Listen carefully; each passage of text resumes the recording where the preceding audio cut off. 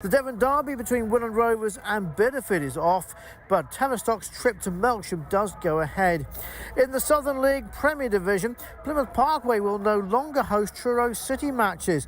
The Cornish side will play the remainder of their home games at Taunton Town's ground. Plymouth Parkway having two successive home postponements this week through their Bolitho Park pitch being ruled unfit.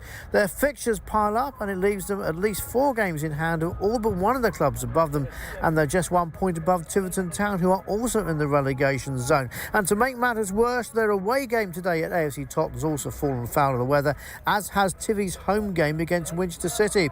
Into the Western Premier and Barnstable Town aside Nelson Isiguan from Exmouth. He'll have to wait for his debut though, as their home game against Welton Rovers is off.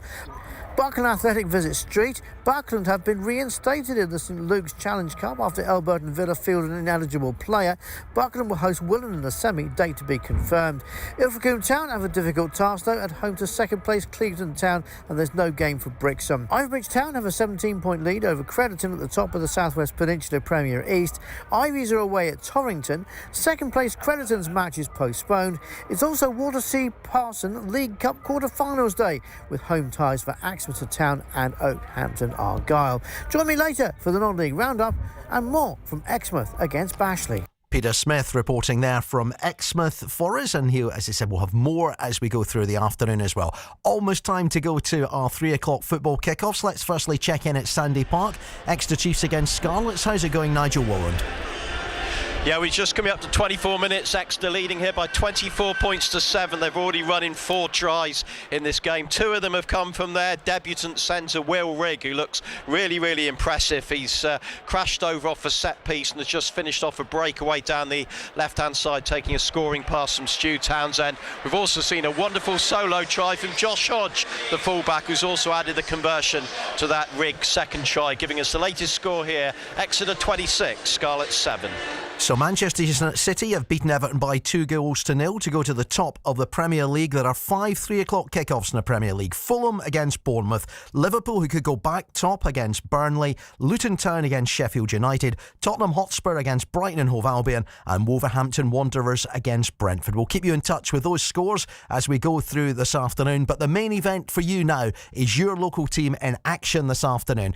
If you're listening in Plymouth on 95.7 FM and in West Devon and across the county on DAB Digital Radio, it's going to be Sunderland against Plymouth Argyle in the company of our commentary team of Hasni Al Joffrey and Anthony Waring. If you're listening in Exeter on 103.4 right across Devon, in fact, and Freeview channel 720 and 95.8 in Exeter and East Devon, it's Wigan against Exeter City. Our commentary team there is Jim Dale and the former Grecians defender Alan Tongue.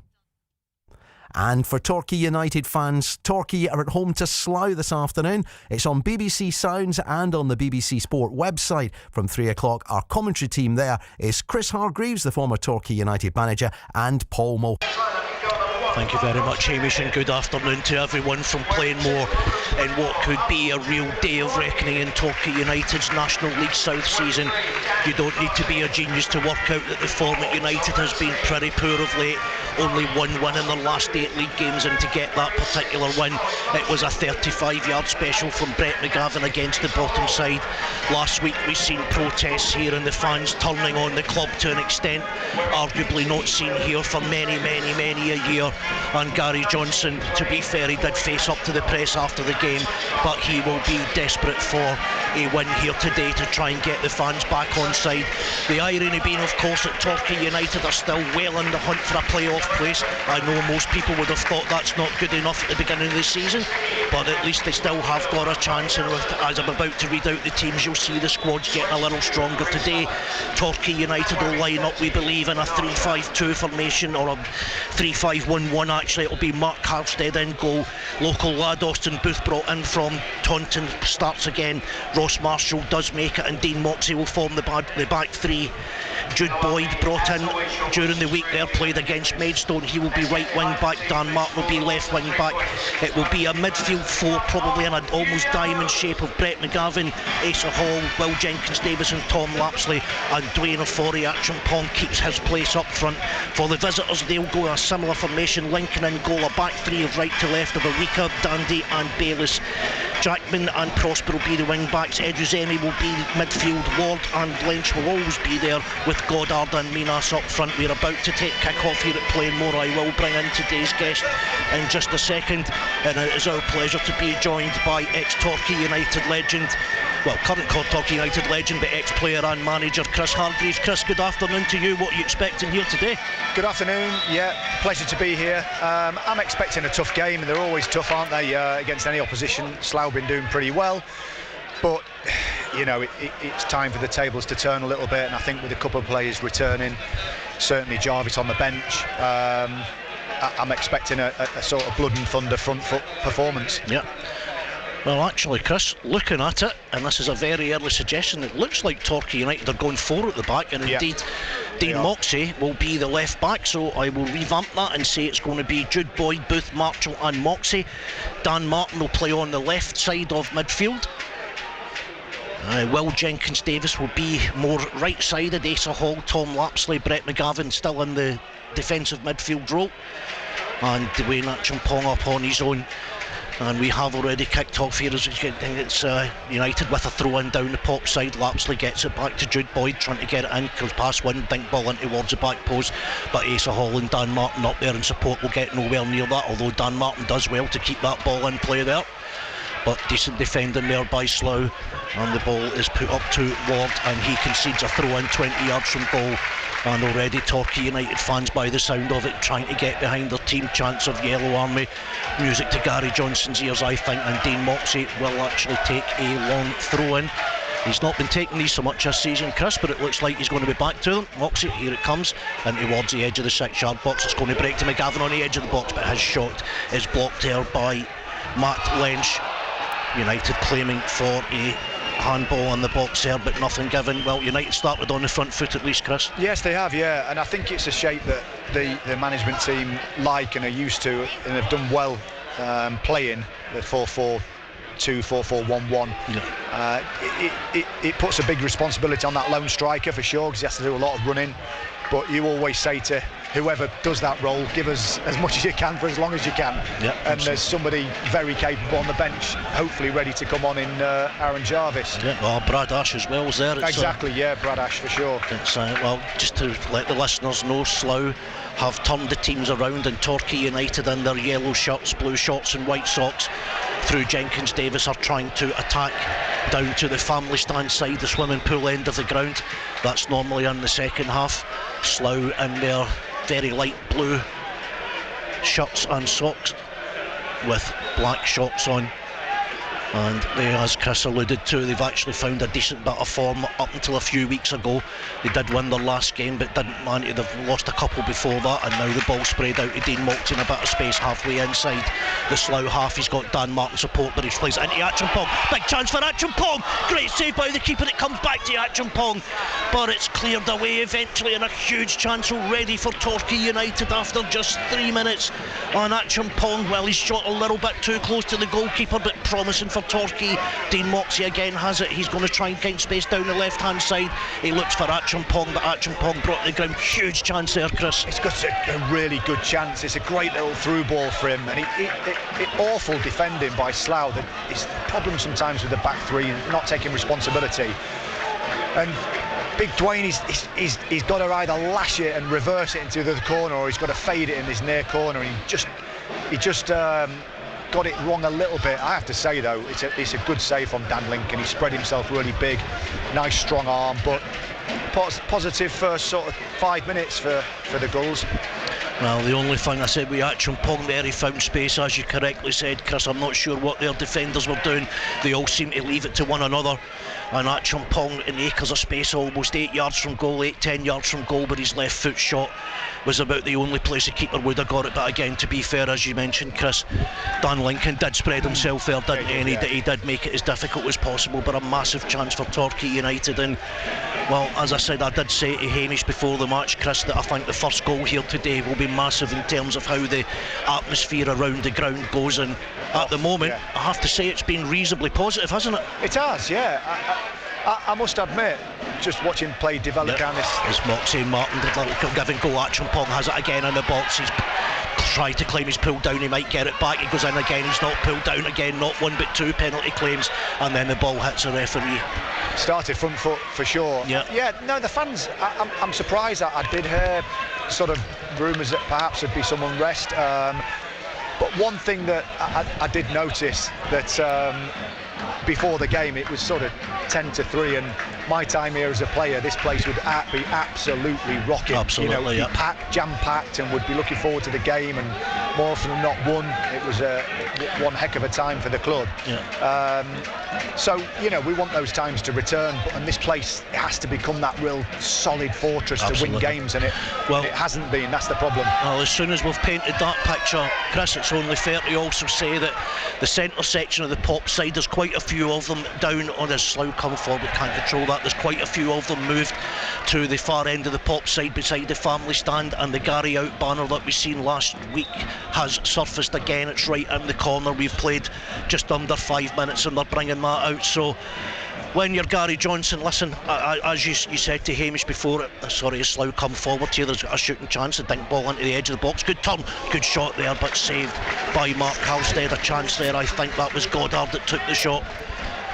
Sorry, it was Minas actually that took the shot, but saved by Halstead. But, well, Chris, has Gary Johnson got a point that that's not helping the team?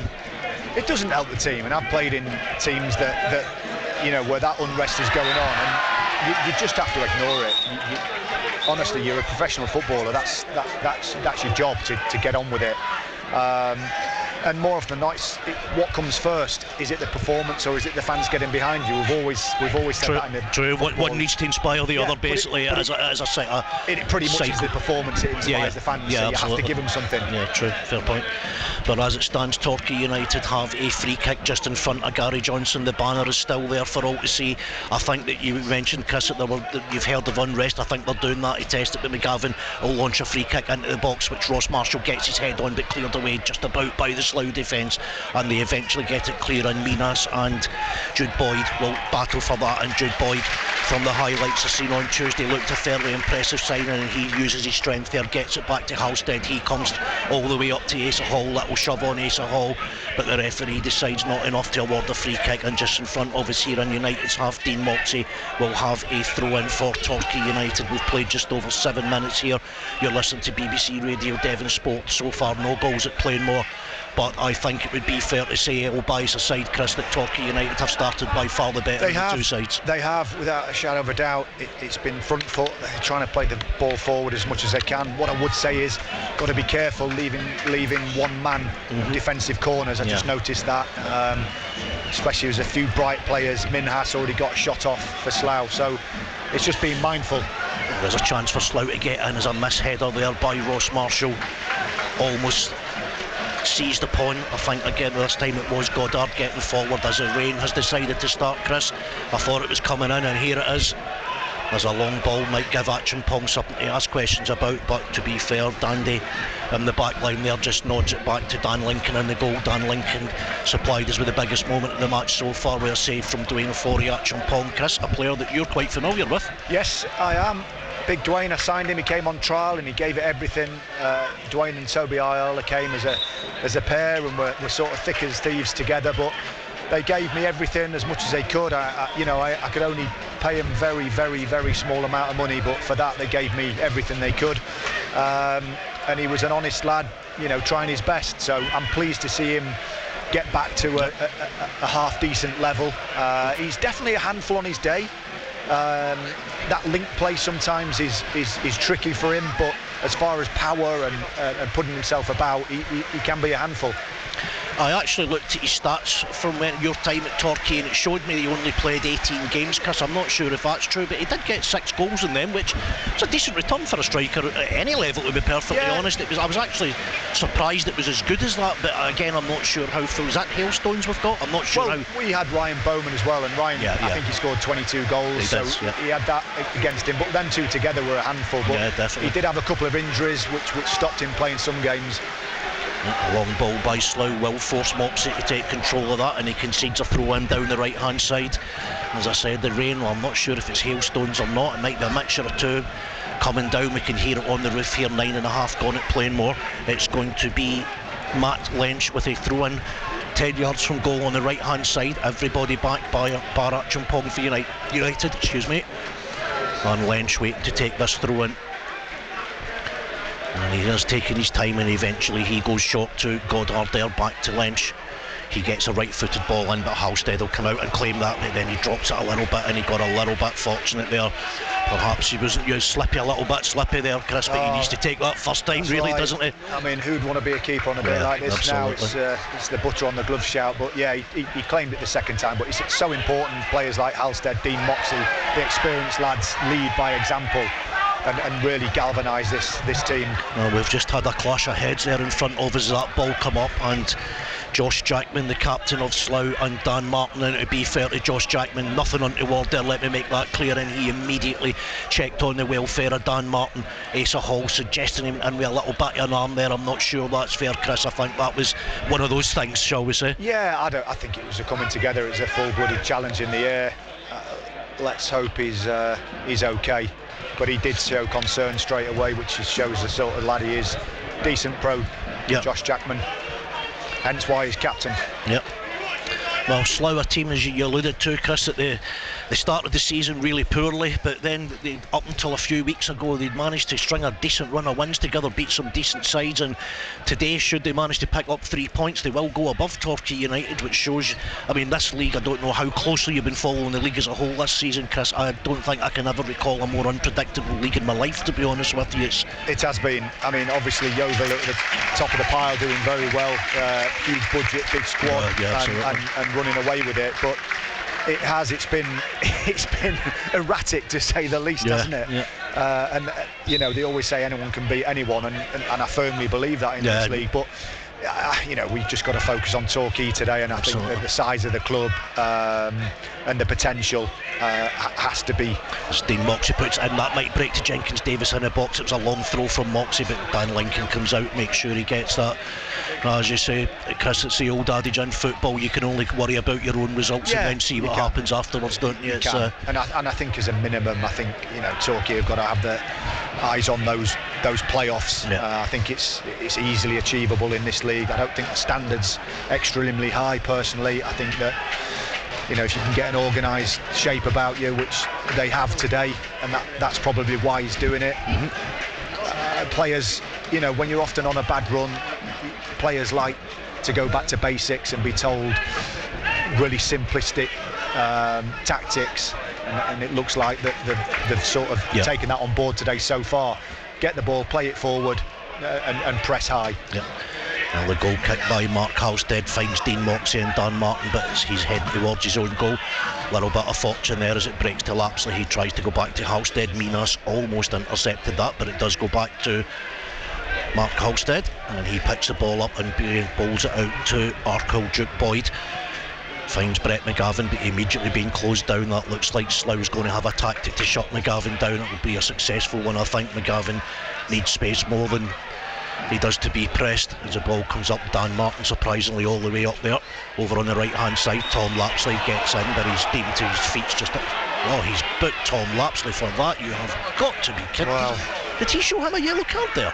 Well, I mean, honestly, if that's a yellow card... No, he didn't. Well, that was... Sorry, Chris, to cut over. That was bizarre. He went over to Tom Lapsley, he gave a free kick, he held his hand in the air as if he had a card in it, but I've watched him, the card's not there. It was never a yellow card, but that was quite confusing for us up here. Well, as it stands... He's forgot his card. Yeah, well, as it stands, it will be Lincoln with a free kick midway inside his own half. He will go long down the left channel, Minas. That will be taken by him, but he hits it off Jenkins Davis, and Jude Boyd plays it forward looking for Acheampong, but Acheampong couldn't adjust his feet on time, and the game's become a little bit more scrappy the last few minutes, Chris, hasn't it? It has, yeah. Just looking at that, you know, when you're playing that lone striker role as Dwayne is, you've just got to watch the line there, and he was a yard offside. You've got to save your energy and get your runs correct. And again, Slough trying to come down this right hand side, but Ross Marshall gets that clear, and Tom Lapsley picks up from Martin, and that's coming through, and Devon for the action. Pong his head towards the left-hand edge of the box, in behind the defence. Can he create space for himself? He dinks it through to Dan Martin. Can Martin get the shot away? He can't. Tackled there, and Action Pong a little bit slow on his heels there, but gets a tackle in. But again, Torquay United looking the more likely, Chris. Yeah, he started well, Dwayne. He started well. He looks like he's up for the battle. He looks like he's got the beating of, you know, the three centre halves of Slough. What I would say is, already after what's gone 14-15 minutes, a couple of players out there are looking leggy. It's that sort of nervous tension, and also the heaviness of the pitch that drains your legs straight away. Yep. McGavin, nice little flick to Dean Moxey, finds Tom Lapsley, dinks it towards Martin in a little bit of space, but he is caught offside down the left-hand side.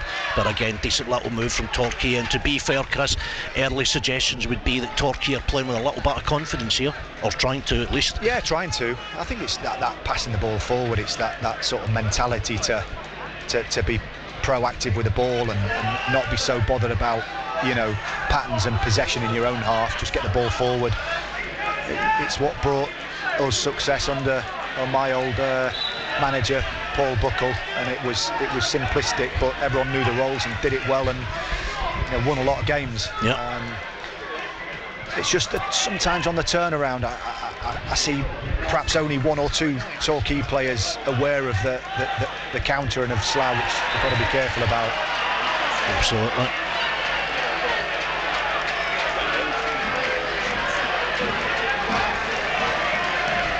It is a free kick or a throw-in, I think, over there. I think he might get a booking here, Asa Hall. Do you reckon? He might get away with it, or he's just the referees. If he gets away with it, well done, referee. He's just giving him a little pointer here. One more of those, and you'll be in the book. It was just a late challenge. He just wanted to show some aggression, but mistimed it on the halfway line. I used to love one of them early in the game. Take player, ball, referee, take everyone out. Just get yourself into the game. To be honest, Chris, I actually made a similar-ish point during the week that perhaps it takes somebody with that mentality. For Torquay, it's as long as the ball comes up towards the Torquay box, Booth lets that go, it bounces over the bar. I think one of the accusations of this current United team is they're a little bit soft-bellied, for want of a better word, and I understand it's a tad agricultural and you're never going to make the highlights and match of the day, but sometimes you need somebody just to go in there and you know, give them a wee slide, dig off a ball or whatever, just change the mentality game and let them know that you're here to be dealt with, sort of thing, you know. Well, I've had the privilege of having audio commentary of two benches from two top Premier League managers, and I mean top Premier League managers, and the biggest shout that you heard all game was second ball tight, first ball tight, win the ball. It wasn't play, it wasn't split, it wasn't retain, it was the hardcore element of the game, and that's the top end of the game. Correct, so it doesn't change anywhere. No. And I think what it does, it gets the fans behind you, you know, a full-blooded tackle, a header, just something that shows you up for the battle. Absolutely. The old cliche is the harder you work, the luckier you get, so they say, but as it is, it's a long diagonal free kick from Lincoln, again up towards the edge of the Torquay box, but again Arco Jude Boyd gets his head on it and concedes a throw-in 25 yards from goal, which will be taken not by Goddard, it will be Lynch going over there to take it. He immediately puts it back, and nice little turn there, and the ball didn't turn. Minas might get in behind the defence here. He is onside, it's laid back, it's a low shot, comes in there excuse me, by defender Bayliss, but easily into the arms of Halstead. 18 gone here at Plainmoor, as Jude Boyd receives that from Halstead and gets past one but not a second one. Or does he get past the second one? And then he's brought down, and that will be a free kick to Torquay United on the halfway line. Tom Lapsley trying to get the game going as quickly as possible. I think he's actually trying to buy a yellow card there, to be honest, and I think he has bought a yellow card. I'm not sure who's going to get that. I personally feel that's a tad harsh there, Chris, but... Oh, what a terrible yellow card. It's one of those, you get him back, you want to get back into shape, you don't want to take the opposition to take the free kick early. It's a poor yellow. Is that Prosper, is it? I can't see who that is. Sorry, Ebuziemi. Yes, I beg your pardon. 19 minutes gone here at Plainmoor. Ball heading towards the edge of the Slough. Up goes the head of Ross Marshall. I think that was clearly having his shot pulled there, but the referee lets it go, and a quick clearance will try and look for Minas, I beg your pardon, up there, but it goes all the way through to Halstead. As I said, Chris, well, the Gary out banner's now come up to this side for some reason. Well, it's going down the line, isn't it? But honestly, genuinely, I don't think it'll.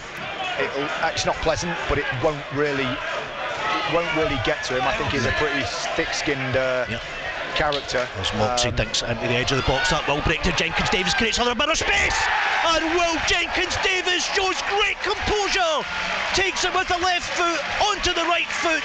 We've played 20 minutes here at Plainmoor. Breakthrough for United. Torquay United 1, Slough Town 0. It's a brilliant goal. He takes it so well, has a good first touch, and then feints to go one way, and checks past the defender, and a great finish. Again, at 6s and 7s, a Slough back 3, but what a finish. Brilliant goal. Oh, that was similar to a goal he scored at Chippenham the other week there. In fact, that one was a better one, Chris. Acheampong causing a little bit of problems amongst those centre halves, and at the moment, I think you've said it 3 or 4 times already. I'm not. Look at the 3 of them are arguing with themselves as we speak. Actually, who you meant to be picking up, so on and so forth. Acheampong's taking advantage. He's created enough confusion in the area. Will Jenkins Davis has read it. Good control with the left foot. Skips past the defender with the right foot, back across the keeper into the bottom corner. Excellent finish by Jenkins Davis, and the start that Torquay United wanted. Yeah, I think it's the start they deserve as well. Sometimes as well, you've got to make things happen for yourself, and you often say that to players, go and be the hero, and that, you know, can we have a bit of magic in the final third? And he's produced that really well there with an excellent bit of play. Just what the team need, actually. 20 minutes gone.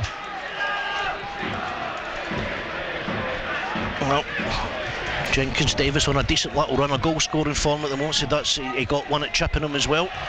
But Gary Johnson obviously playing the only one striker. You mentioned it earlier, Chris, you do need goals from supporting players, and Jenkins Davis has supplied that. As a throw in for Slough, finds Goddard down the left hand side, he plays into the box, but Halstead tells Booth leave it, and it's in the hands of Halstead. Dan Martin makes a run out wide, but Halstead either chooses not to go that way or couldn't see him. He eventually finds Moxie. He's got Martin in front of him. Moxie plays it to Brett McGavin. Not sure that was a ball that Moxie should have played there, to be perfectly honest. Seems to be a tactic for Slough, is it? They're going to be closing down McGavin the second he gets the ball.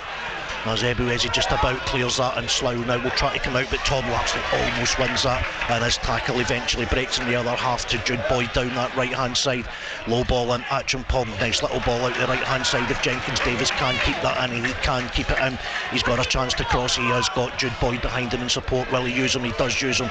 Jude Boyd, and on the left foot, dink ball in, looking for Acheampong, but I think Acheampong, no, it's not a foul there actually, and eventually Ward will complete the clearance and finds Minas, and now Goddard, but good covering back there by Brett McGavin to make sure Slough go no further with that. He gives it to Booth again. I'm not really sure he wanted that there. I tell you, my early impression of Jude Boyd, Chris, is he looks a pretty good, decent two-footed player. Yeah, he is.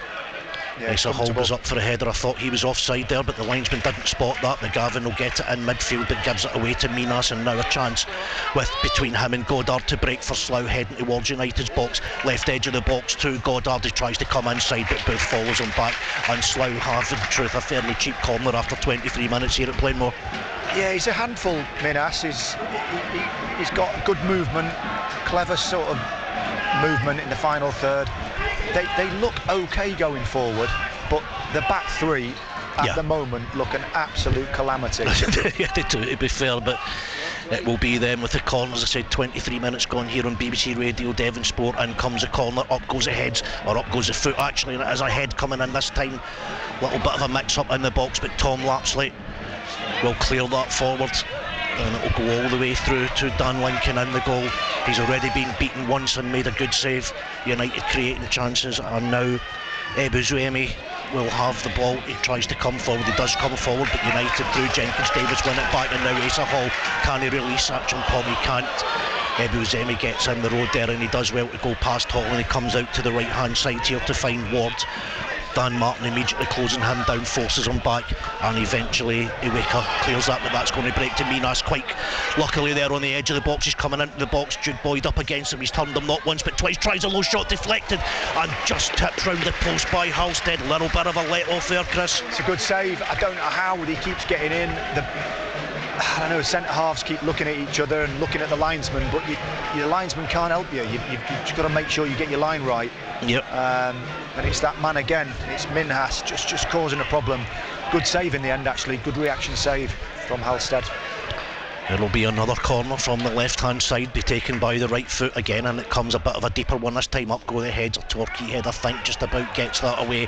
It will break to Goddard, and he goes back out to the left-hand side. Another cross comes in, and the header comes up, but up and over the bar, and United, the pressure will relent on them. Well, Chris, I've covered a couple of games recently, and I usually watch Torquay United games even if I'm not here, sort of thing, and one of the things that was really, really concerning to a comparative ignoramus was how high a line Torquay United were trying to play, and time again, I don't know if you watched the goals at Worthing or you seen the goals last week, balls over the top time and time again. It looks at the moment like Gary Johnson's possibly setting his team up 10 yards deeper, if that's, they've not been as high so far, but as I say that, Minas is going to go down the right hand side as a goal kick wasn't cleared too well. He's now got, I mean, if you've got pace, if one of your centre halves is really quick, or essentially one of your full-backs is really quick, then you can get away with it. But if they're not, and they're not in tune, that's a problem. Well, sorry Chris, I just pointed there. The listeners are about to hear something that we say almost every week. Asa Hall it is this time. He's went down. Nobody anywhere near him. It looks like he has picked up a knock of some denomination. Tom Lapsley. He's going to come and let Aaron Downs and Gary Johnson know what the problem is here on the bench for Torquay United. I would think that Ethan Archer would be the natural replacement, or certainly the most like for like replacement. You get to that stage, don't you, where you pick up a lot of knocks and injuries and can't seem to sustain a run of games. It's not a nice feeling as a pro. As I said, I mean, listen, I'll get accused, and anybody that says it gets accused of trying to make excuses, whatever, Chris, but the injuries that have happened in this club this season, I accept that, maybe something needs to be looked into, perhaps something's wrong, I don't know, is the training ground wrong, is the training method wrong? I'm not qualified enough to say yes or no in any of them, but it has been absolutely bizarre. But again, as I did say last week as well, even with the injury, some of the performances haven't been good enough, but don't want to start being negative today, because so far United 1-0 up, deservedly in my opinion. Yeah, I think with older players, and obviously aces at a certain age, you have to be mindful that you probably can't guarantee they're going to play every game, and that's what I would say.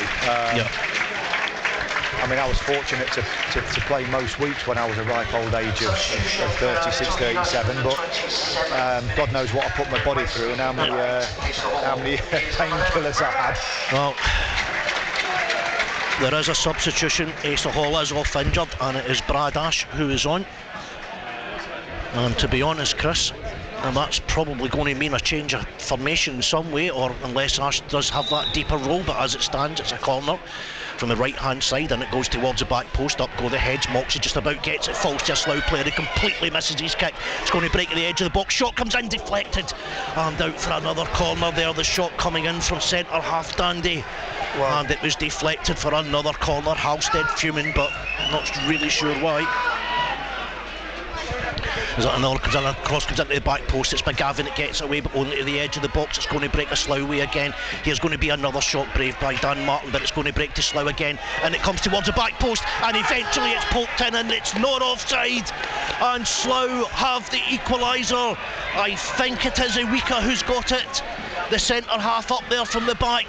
Mix up in the Torquay defence. Nobody took command. We've played 28 minutes here at Plainmoor. Torquay United 1, Slough Town 1. Yeah, set piece, poor goal to concede. It's always a problem when you're waiting for the ball, but you're not focusing on the corner. You're just waiting to take your position up and think about who you're marking, but they took a short corner really quickly, and then no one picked up Bayliss, headed it back across, and then just a lack of marking. And to be honest, they've had a decent 5-minute spell, Slough, and they've been putting Torquay under a bit of pressure. I think in those circumstances you've just got to see that period out and just try and play percentage football. I just need to correct myself there, Chris. Actually, it was Genmal Prosper who scored the goal, not Iwika as I suggested. But what I do know is that it's Torquay United 1, Slough 1, and I think, as you said, Chris, possibly deserved just about maybe for Slough, but coincides with that substitution, doesn't Absolutely, it? It's all coming off, and that change of sort of personnel.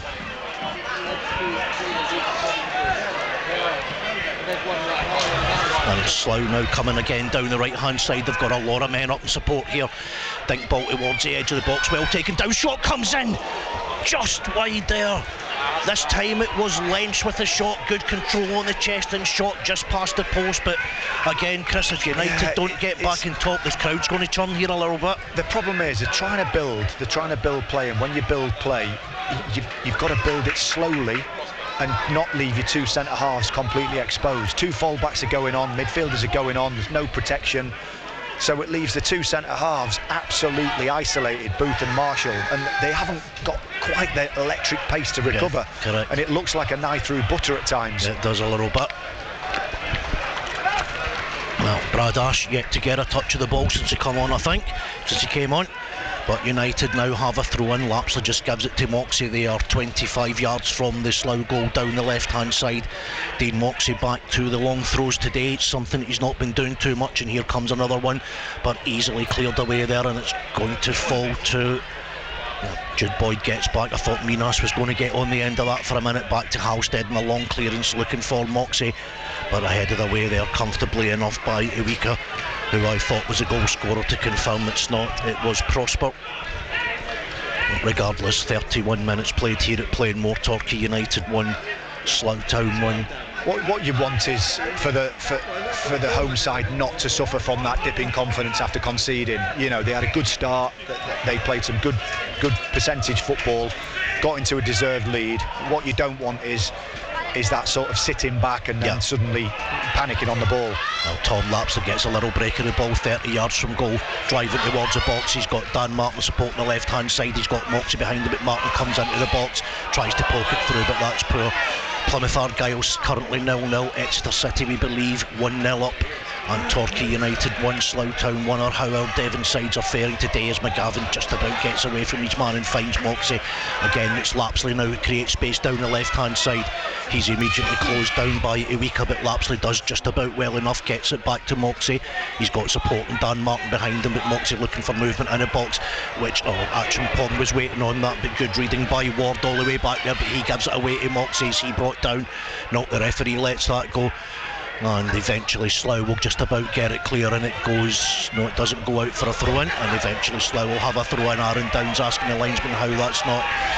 Chris, you kind of mentioned about players looking a little bit leggy today, and I have to say the pitch here's usually in good condition, but it does seem to be affecting United, doesn't it? Lapsley. Well, it does, and down this side has always historically had just a free kick there given away by Brett McGavin, but historically it's always had a problem, hasn't it, down this side? Yes. It's always been heavy. I mean, the first 4 games I was a manager were called off, believe it or not, because of rain. And this county has had incessant rain for God knows how long. I mean, it's beginning to really irritate me, actually. Yeah. So yeah, it does give that impression that you're sort of treading water a little bit, or running through treacle, as the old school saying is. Well, as you said, Chris McGavin brought Minas down there, 35 yards from goal maybe. And it's a free kick which will be taken by Lynch. Right foot dinked in towards the 6-yard box, headed away just about by Marshall, but it's going to come back to the Slough player Lynch, and his attempted crosses of Dan Martin, and Slough will have a corner. 33 played here at Plainmoor. You're listening to BBC Radio Devon Sport. I'm Paul Mulhern, joined by Chris Hargreaves. Today it's currently Torquay United 1, Slough Town 1. When United went 1-0 in front, it was probably a fair result, but since Slough have got back on level terms for a few minutes before it, they have looked arguably, well, probably not even arguably the more dangerous side, and it will be Mark Lynch with the right foot, dinked his corner in towards the back post, up go the heads. I think that's Dean Moxey, good header away. It might break to a Torquay player, Lapsley trying to feed Jenkins Davis, but couldn't. The ball comes back into the box. Minas might get in there, but it comes through to Halstead, and United have got a chance to regroup, and truthfully, Chris, they need to a little bit. Yeah, they do, and the crowd are getting a little bit restless. I mean, I can see some of them saying split to play, but you're probably, as a centre-half, you're not really a ball player, the two centre-halves, and they're not going to split and get the ball from the keeper. Absolutely. Well, Dan Martin gives that away, but Slough can't do anything with it. The rain has restarted again here at Plainmoor, and Halstead bowls it out to Booth. ironic cheers. I think that was maybe one of the things we're wanting as well, but then given away is when Slough press reasonably high, they're getting a lot of joy in United's defenders and midfielders, and I think the referee, I beg your pardon, the linesman has flagged for offside.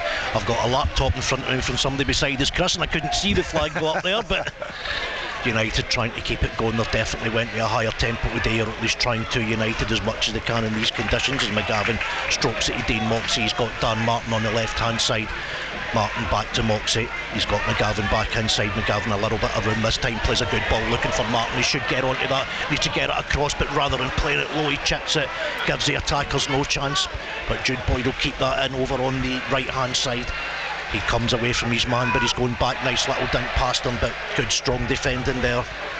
I think that's Bayliss over there, or is it? Sorry, I beg your pardon. It's Prosper, the goal scorer, does well. And now Minas has it just on the halfway line, back to goal, looking for support, but Torquay United crowd him out, and they manage to take possession, but then immediately give it away again. Exasperation from my colleague Chris Hargreaves there, giving that away as Minas now on the edge of the box. He's got Goddard in support, looking to dink it back in. Foot comes out from Marshall, but Minas will pick it up again. It's back to a Slough player looking to create space. It's Lench there getting busier as this game goes on, and again Slough just knocking it about a little bit. Eventually the ball comes into the box, but Ross Marshall will eat them up all day, but he only gets it far. As a Weaker who might try a shot, it's a low shot that might break a Slough player's way. Torquay again claiming for offside, Chris, and again that flag didn't go up either, did it? Yeah, the two centre halves, Booth and Marshall, have got to get in tune with each other and not keep looking at the line. The line can't help you. You know, it's a bonus if that flag goes up, but exactly. Just concentrate on your man. Absolutely. There's a huge gap between them at the moment at times. There's another attempt over the top there, and it was Goddard running from deep, but it's going to break to McGavin. Well, should I say it was intercepted by McGavin. Moxey down the left hand side looking for Dan Martin, but a Weaker just using his strength there, trying to let the ball run out. I don't think it's going to, or it does. Well, Dan Martin claiming he was pushed there, and strong defending, or possibly a free kick. Chris, what did you think? It's strong defending, I think, as a defender. You do that, and until the law comes in where you're shielding the ball to let it go out. We've seen it 1,000 times and hundreds of thousands of times at every level of football. It sometimes can seem a bit unfair, but he defended it well. Yeah, I thought so as well. Yeah, going back to the two teams' style of play, I think Slough look definitely vulnerable with a back three, but there's not enough bodies going forward at the moment, whereas, you know, when Slough get the ball and go forward, they do look dangerous. Yep. Acheampong just dinks it back to Jenkins Davis there. I think Acheampong needed to keep control of that, but Brad Ash gets it.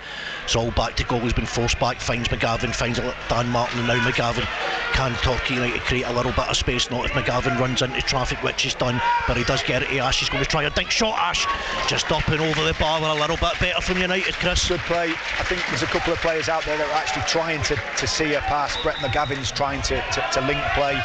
You know, that's his game. He's not the most physical, but what he can do is pick a pass, and he's done that on several occasions just to try and show a little bit of calmness on the ball and keep the ball and play some little incisive passes, and that was one there. It's a good little snapshot actually from Ash, worth an attempt on goal. I thought so, yeah. It will be another goal kick taken by Dan Lincoln. Comes all the way up and then headed back into, or put back into Slough's half, and back with Lincoln. The rain coming down again. Booth comes charging out of defence, but he's deemed to have fouled the player there. I think it was Prosper, the goal scorer, that was on the recipient of that one. Just on the halfway line, Chris. I thought Booth... I quite like that header. Yeah, so did I, truthfully. Classic reducer. Well, again, dink ball up the left hand side. Here's a big chance for Slough, but unfortunately for them, Ward, Christy Ward, just couldn't get on the end of that little cross from the left hand side. Halstead plays it out to Moxey. Now McGavin, but again immediately closed down by not one but two players, and now McGavin has a little bit of space. Can he spray one of his passes? He can. It's out to Jenkins Davis on the right hand side. His first time control's good, and he finds Jude Boyd in support. Couple of players in the box, up towards the back post. Acheampong can't miss it, and good play by Dan Lincoln, taking no chances there, just comes out, safely takes that as Dan Martin was hovering about the back post. But nice little breakaway by Torquay there, Chris. It was, and again Brett McGavin dropping deep, showing the bravery to get on the ball and on the half turn and switching play. Good cross, but good goalkeeping actually. Yeah. Booth wins a header in front of Minas, but it only breaks to Ebuzemi, who gets it back to Prosper, and then over to Ward on the left hand side. Ward, another one of these players, sorry, it was Goddard, I beg your pardon. I was going to say Ward just seems to be everywhere at the moment, but if I'm thinking he's two people, that probably explains that. Here comes Lench coming forward. Looking for movement in front of him, and it was Ward this time, but Booth will clear that out for a throw-in, I believe, according to the linesman. Yep, the referee signifying it as a throw-in. We have 5.5 minutes to play in the first half here at Plainmoor. Torquay United started the game well, 1. Slough come back into it, 1 as it currently stands. And now Goddard had space, and he's going to dink it in towards the back post. Up goes the heads, and it was again Iweka getting on the end of that, but Halstead picks it up as a long ball, and Bradash might get in here on the edge of the box. Bradash, but he can't get enough on his shot. Did they need to take that down first time, Chris, and control it and shoot rather than first time? He did do it earlier. I think the defender had the legs on him. I think the keeper, well, it just reminded me of the Sabutio keeper there. He just did not want to come out, did he? Exactly. Yeah. Just he had the freedom of that sort of 18-yard box. Ash there, but just couldn't quite. It was a scuffed finish in the end, wasn't it? Absolutely. Plymouth Argyle's decent league form of late is continuing, as Ryan Hardy has given them as here comes Minas through on the left edge of the box. He's going to get a shot away. He does get a shot away, just wide of the post. Big chance for Slough, but still 1-1. Ryan Hardy puts Plymouth Argyle 1-0 up at the Stadium of Light. Excellent stuff from them. But again, Chris, it's almost, you've said it time and time again, the United's centre halves don't really seem to be taking control. Minas should have done better. Yeah, he took it too wide. He clean through on goal. You've got to show more composure and have a touch first, but he took it too wide and snatched at it. But the two centre halves at the moment finding it a real tough task to cope with his movement. But just stay in as a back four. Just stay solid, stay tight. Don't advance. Don't go anywhere. Just be solid. That's your job. And then when play's building in the final third, then you can support the play. Well, fair play to you, Chris. You've been sort of concerned about that since minute 1 almost, and sadly you're being proven right. But McGavin dinks it out to the right hand side, looking for Jenkins Davis, who will get there. He's got Jude Boyd behind him. Is he going to use him or to put the cross in? He does use Jude Boyd. Can they get the cross in? It is the cross in towards the back post. It might come all the way through to Moxie. It does, but it's come out the box. He's got Dan Martin behind him. Tom Laps just in front, but Dan Martin dinks it in, thinking that the strikers are still there. They'd come back to keep the offside line or onside line, and pretty harmless in the end, Chris. Yeah, just a rash ball in the end. He probably didn't realise how much time he had. That's what they say as a young player: scan as much as you can, know what's around you, and he didn't. He sort of panicked in possession there. As again, Booth beaten in the air by Minas. He doesn't look a particularly big guy, Minas, but he certainly wins his fair share of headers.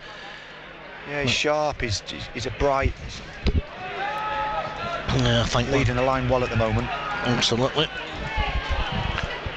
And again, Slough coming forward through Lench down that left hand side. He finds Ward, try to create a little bit of space. He just about lets it go. McGavin gets in, and Bradash gets it to Dan Martin, who now can bring United forward over the halfway line. He's only got Acheampong in front of him, who he finds. But it's 5 against 2 in Slough's favour at the moment, and Acheampong holds it up, and then, well, eventually gets it back to McGavin. He does have Moxie to his side, who he finds. We've got 2 minutes left, plus any additional time here at Plainmoor. United 1, Slough Town 1, and Marshall has it in front of us here on the halfway line, looking for movement. He's got Moxie, Jude Boyd, and acres of space out on the right hand side.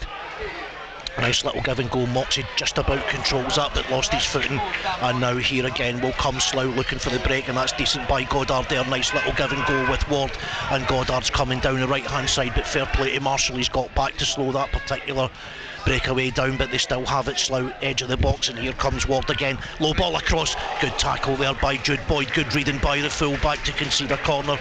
Brilliant challenge. Brilliant challenge. It's a goal-saving challenge from Jude Boyd there. Good movement again. Good play from Slough. Little give and goes. A good ball in near post, but it's a brilliant last-ditch challenge from Boyd, who's, you know, pretty bright actually. Yeah, he's looked decent so far, but it is going to be, with just over a minute to go, a Matt Lench corner kick with the right foot. and it comes. Halstead trying to get a hand on it, just about does. Jenkins Davis, I think it is, Lapsley completes the clearance, but it will break again to Goddard, this time down the left hand side. Lapsley trying his best, and he managed to get in and wins a throw in, Lapsley, and if he goes quickly here he doesn't use Jenkins Davis. Thought United might have the little breakaway there, but Lapsley just choosing to slow it down, throws the ball to Jude Boyd. We're in the final minute of this half at 1-1. Referee pushing Jude Boyd all the way back. I think that went down almost on the corner flag, Chris, and he's trying to take it from level of the 18-yard line. I can see the ref's point there. Yeah, creeping up with that ball. He'll be at the halfway line soon. Couple of scores from the National League. Tonbridge 1, Yeovil 2 at one point. Maidstone in front, St Albans in front as another shot comes in as Torquay lost possession but drifts wide. I think that was Ward that time again, was it? Yeah, they've been bright. Goddard, Ward, Minas. Worthing 2-0 up at Dover. Bath City were in front against Dartmouth early on. Dartford, even, I beg your pardon. Dartmouth not reached that level yet, but you never know. Yeah, so this time. Well, I've not seen the board coming up, Chris. I don't know how many additional minutes we're going to get. It doesn't seem like many. One little injury, wasn't there, to Asa Hall, and a few other bits and bobs, but I'm sure they'll find 4 minutes from somewhere. More than likely. Gary Johnson out there with his cap on. Here it comes. 4 is exactly it. You're getting quite a lot of things right. Thank you to that man. I like it when he does this, Chris. He always shows us first, whereas when it's actual officials, we're the last ones to know. Sometimes we don't even get that privilege, but 4 was the guess, and 4 was correct. Oh, when you're doing well, you want more. When you're not doing well, you want less. As Moxie clears that action, Pong up against Dandy there, but the ball goes all the way through to Lincoln. Comes out his goal, chips it up, but Jude Boyd will head that back in towards the Slough half, but we're playing a little bit of head tennis while Booth hoofs it high up in the air. That's going to be won by goal scorer Prosper, and he dinks it forward. Brett McGavin tries to get in there, but it'll break to Booth. And again, Slough clearly tactically today have decided that pressing United high, firstly on McGavin and then onto the centre halves, has been what they have come here to do, and to be fair, it's working for them, isn't it? It is. I mean, there's a red rag to a bull though there. Austin Booth playing it short. It's not the ball. Look at the acres of space in the opposition half. Correct. That's the ball, especially with this sort of period of time to go before half time. Madness.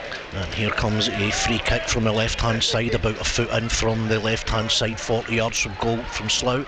Think ball in towards the box, up going the heads. It's headed, I think luckily it'd be fair by Moxie, but it will be again. Jenkins Davis switches off and allows Goddard to nip in front of him. He's got a chance to create again, back out to, and I think that is Lynch again. He seems to be the set piece man for them, and United eventually get the break of the ball and win a throw in midway inside their own half with just 2 minutes left of additional time in this first half. Chris, if you put your manager's hat on, assuming we go in at 1-1, what's Gary Johnson saying to his side then? Well, he'll be saying the first 10 minutes was excellent, and then the sort of last 25 they've sat in and sort of waited for something to happen, but it doesn't happen. And I think you've got to get more bodies forward when that ball does go forward to support Achapong, who at the moment looks very isolated. Yeah, indeed, as Moxie has it, and United are trying indeed to do that as Tom Lapsley goes in on the edge of the box here, picks it up, he comes back to Brett McGavin. Jenkins Davis falls short, looking for movement, a nice little give and go. McGavin into the box, he's brought down, no penalty awarded. Back from Martin to Dean Moxie and back to Martin.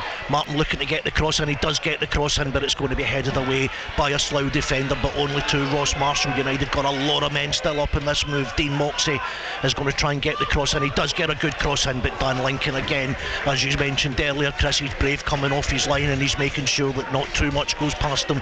Yeah, I think that wasn't a bad ball from Dean Moxie there. I think Dwayne was just on his heels a little bit, didn't quite read that near post run, but just going back to that, that's better. Tom Lapsley just making that forward run, it makes something happen. Absolutely. What it does, it persuades the man on the ball to play that forward pass and be a little bit more aggressive with your passing. No, United through Marshall clear it now. Brad Ash has broken the line, he is onside I think, but he can't control it. It's a very difficult one to control, to be fair to Ash, but he's won it back. Ash trying to put United back in front, but well blocked here in the end by Bayliss. Big chance for Ash, but to be fair to him, Chris, it was all his own making, but perhaps should have done a tad better there right at the end. He had done really well, really persistent, nicked the ball off the defender. and a player who's had a pretty horrific first half. Dan Bayliss has saved his team, I think, just at the end there. It'll be Brett McGavin with a corner right at the end of this half. We've only got 6 seconds of it to go at Chumpong in the 6-yard box. Everybody will attack from deep, and it goes towards the back post. Up goes the header. Marshall, it's headed away. Tom Lapses needs to put this back in quickly or find Jenkins Davis, and he needs to do it. He's dinked it in towards Watson there, but he's trying to give it back to Jenkins Davis, and the referee puts his whistle to his lips, and we have reached half time here at Plainmoor. And we will be heading back to the studio almost straight away with a quick summation of the first half. Better start from Torquay United. They take the lead through a goal from Jenkins Davis. Slough then get back into it. Prospers equalised. Half time here from Plainmoor. Torquay United 1, Slough Town 1.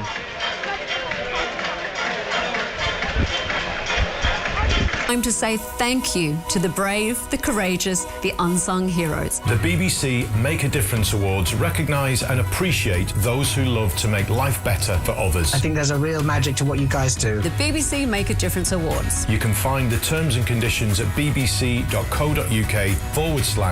a difference. Nominations are open now and close Sunday the 10th of March at 11 p.m. It's time to say thank you to the unsung heroes. You're beautiful. The BBC Make a Difference Awards. BBC Radio Devon. Thank you all for making a difference.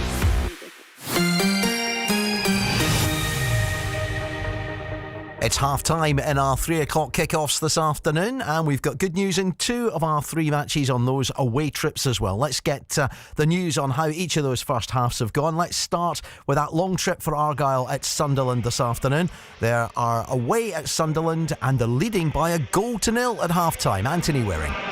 Yeah, so far so good for Argyle. 1-0, as you say, Hamish. The goal came on 39 minutes, and boy, it was worth waiting for as well. A lovely first-time pass from Morgan Whittaker on the volley from inside his own half of the field, releasing Ryan Hardy, who also made a run from inside his own half of the field. He was one-on-one with the keeper. The defenders were getting back. He took it round them all and then audaciously chipped over the top of Anthony Patterson to put Argyle into the lead. He had a chance earlier as well, 13 minutes, when he was played in down the left-hand side and forced a save from Patterson from a tight angle. And just after the goal, Hardy again took possession on the halfway line and went to chip the Sunderland stopper, only to see that long effort drift a couple of yards wide of the left-hand post. Sunderland in return have not offered much, despite controlling it in terms of possession. They've not really found a way in to the Argyle midfield or defence. Good news for Argyle at the break here at the Stadium of Light. It's Sunderland 0, Plymouth Argyle 1. So Morgan Whittaker on that great run of scoring goals at the moment, and he's turned into provider today, the EFL Championship Player of the Month for January, as Plymouth Argyle are leading at Sunderland by 1-0. Ryan Hardy, the man with that goal. Right, let's go down a little bit south and a little bit west, and we'll find out how Exeter City are doing at the DW Stadium at Wigan this afternoon. And I think we've got a similar good news story from the first half. It's Wigan 0, Exeter 1. Jim Dale. You're absolutely right, Hamish. It is good news. Exeter City have been absolutely controlling this. First 45 minutes, very composed, very accomplished. They've limited Wigan to one chance of any real note. But from the outset, City looked to press high and win the ball back high. And that's exactly what they did to break the deadlock. It was a first start for Mo Issa, and it was a first goal for Mo Issa as well. A slack pass from Sean Clare in the middle of the park, and a really good sliding interception from Nomari Niskanen. He played the ball into the MK Dons loanee, and an early shot took the keeper by surprise. It took a deflection of the defender, but it found its way into the near post and into the back of the net, and 500 or so Exeter City fans were in absolute delirium. He celebrated as if it was the biggest goal of his life, and as well it might be. A man back in the goals and back on form. Wigan fans, on the other hand, have had less of a pleasant afternoon thus far. You could feel the frustration, at times the boos, as the home side could barely get out of their own half. Exeter were really well drilled, kept their shape nicely and kept pressing the home side. They could barely find the way through. We saw more opportunities, one for Harris, one for Reece Cole as well, as City played incisive balls through the middle of the park, which resulted in shots from the edge of the box. And Wigan had one opportunity of note as the first half came towards its conclusion. It was was Jordan Jones on the left-hand side, who managed to cut onto his right and deliver a nice ball in to Marshall Gotto, who found himself all alone about 8 yards out, but he couldn't get up above the ball and head it goalwards. He has ended up with a poor connection that drifted just casually wide. You feel like he should have done better with that, but for the vast swathes of this game, Exeter City have been in absolute control.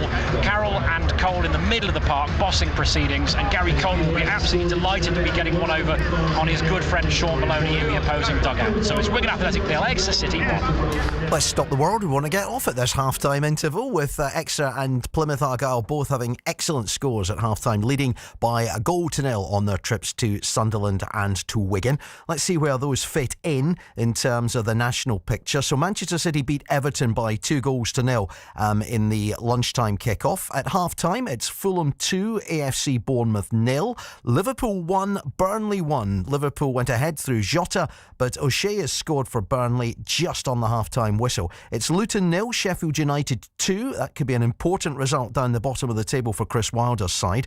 Tottenham 0, Brighton and Hove Albion 1. Christian Gross with that goal after Sebastian Gross 17 minutes into that one with a penalty. So Tottenham losing at home, and it's Wolves 0, Brentford 1. Brentford been on a bit of a poor run. Christian Norgard has put them ahead at Molineux. Into the Championship at lunchtime, it was Ipswich Town 2, West Bromwich Albion 2. And the 3 o'clock games are like this: Blackburn Rovers 3, Stoke City 1. Blackburn being under a bit of pressure, and of course Stoke City with Stephen Schumacher, the former Argyle manager, not having the greatest of starts to his career up there. It's Cardiff City 0, Preston North End 2. Another former Argyle manager winning this time. Ryan Lowe, his side winning at Cardiff. It's Hull City 0, Swansea 1. Leeds 1, Rotherham 0. Middlesbrough 0, Bristol City 2. Queen's Park Rangers 1, Norwich City 0. Southampton 0, Huddersfield 2. That is a big surprise. Sunderland 0, Plymouth 1. And it's Watford 0, Leicester City 1, who look as if they're on a procession towards the title. Scores for Exeter City fans to listen out to in League One. It's Barnsley 0, Leyton Orient 1. Blackpool 1, Oxford United 1. Bristol Rovers 0, Burton Albion 1. Cambridge 0, Cheltenham 0. Carlisle 0, Portsmouth 0, Derby 0, Shrewsbury 0, Lincoln 0, Fleetwood 1, Northampton 1, Bolton 0, Port Vale 1, Stevenage 0, Reading 0, Charlton 0. That's a useful one for Exeter if it stays that way. Wigan 0, Exeter 1 that we know about, and Wycombe Wanderers 1, Peterborough United 0. I'll briefly run through the scores in League 2. Wimbledon 2, Barrow 0, Doncaster 1, Tranmere 0, Forest Green 0, Mansfield 1, Grimsby 0, Stockport 3, Milton Keynes 0, Accrington 1, Morecambe 1, Sutton 0, Walsall 0, Newport County 3 in that game there, and then my screen has just disappeared on me. The other games in that division are goalless that I can tell you about there as well. Let's get into the National League South. Torquay United on that poor run. Is this the afternoon when it changes? Half time against Slough from Paul Mulhern. Yeah, thanks Hamish. It might depend whether you're a glass half full or a glass empty one today, because it's been a game of different, Torquay United had their moments and Slough had their moments, but United certainly started the better, and after just 3 minutes a good shot, or a shot from Antrim Pong inside the box. He maybe should have done better. He found space but was well saved by Dan Lincoln. The banner we seen last week saying Gary out surfaced pretty early, but to be fair it didn't really affect the team, and after huffing and puffing they eventually broke down the door as Will Jenkins Davis picked up a loose ball on the edge of the box, controlled it with his left foot, got it onto his right foot and slotted into the far corner to put United up. Myself and Chris at the time felt that was a deserved lead. However, it has to be fair, since that Slough really took over for the next 15 or 20 minutes. After 24 minutes, Amina's shot was well saved by Halstead, I beg your pardon, and 4 minutes later a dandy shot from the edge of the box was deflected behind for a corner, and that proved to be a pivotal moment as the corner came in. The ball was bouncing about the box. I got the scorer wrong in the commentary, Hamish, but it was Prosper who found himself free at the back post and prodded in to put the away side level after 29 minutes. Just a minute later another shot from Slough went just wide from 14 yards, and then 4 minutes from the break a great chance for Minas, but he couldn't keep his shot on target. However, United did fight their way back into it a little bit, and 4 minutes into additional time Brad Ash stole the ball in the box and from a tight angle from 6 yard looked to place it past Lincoln in the goal, but a good covering block by Dandy kept his side on level terms. It's been an interesting one here. Both sides will probably feel they deserve to be in front, but half time at Plainmoor it's United 1, Slough Town 1. Paul Mohan reporting there from Plainmoor. Let's hope we can get that win in the second half that Torquay badly need as well. Let's stay with non-league action. Exmouth against Bashley is our featured non-league game away from Torquay this afternoon, and Peter Smith has the half-time report. Half-time at Southern Road is Exmouth Town 0, Bashley 0. Easily the worst game I've seen all season. In fact, the defences are so on top. It took 26 minutes for the first effort on goal. That was Aaron Denny running from the halfway line, keeping possession, but his shot was well saved by the keeper. Bashley's Jamie Webber then nearly put the ball past his own keeper. Exmouth's Levi Landricum has been short of support up front. Also, Ben Steer on one occasion had 4 Bashley players around him, got no help from his teammates. Only Aaron Denny has shown any spark. Bashley have had pressure, but just coming for 3 to you in the next minute, Nigel. All saved by the Exmouth keeper, who's played well, Christopher Wright. But it's really crying out for a flash of inspiration, possibly from the Exmouth bench. It's a ball draw so far. Exmouth 0, Bashley 0.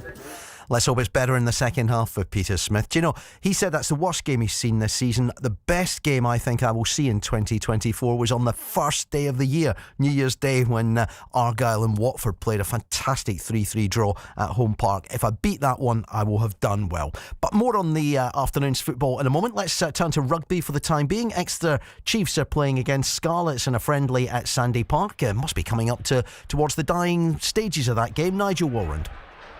Thank you, Hamish. Yes, 13 minutes to go here at a cold, often wet and windy Sandy Park. Exeter leading here by 43 points to 19, 7 tries to 3. It's been a special day for Max Norrie, the 24-year-old hooker captaining Exeter for the first time this afternoon. He's got a hat-trick of tries to his name, and he got the 3rd try before being replaced. We've had a couple of tries for debutant centre Will Rigg, their midweek signing from Coventry, and there's also been a wonderful solo try for Josh Hodge, and also one for replacement Lewis Pearson. Josh Hodge has kicked 3 conversions, Ewan Jenkins the other conversion, but 13 minutes to go. It's Exeter 43, Scarlets 19.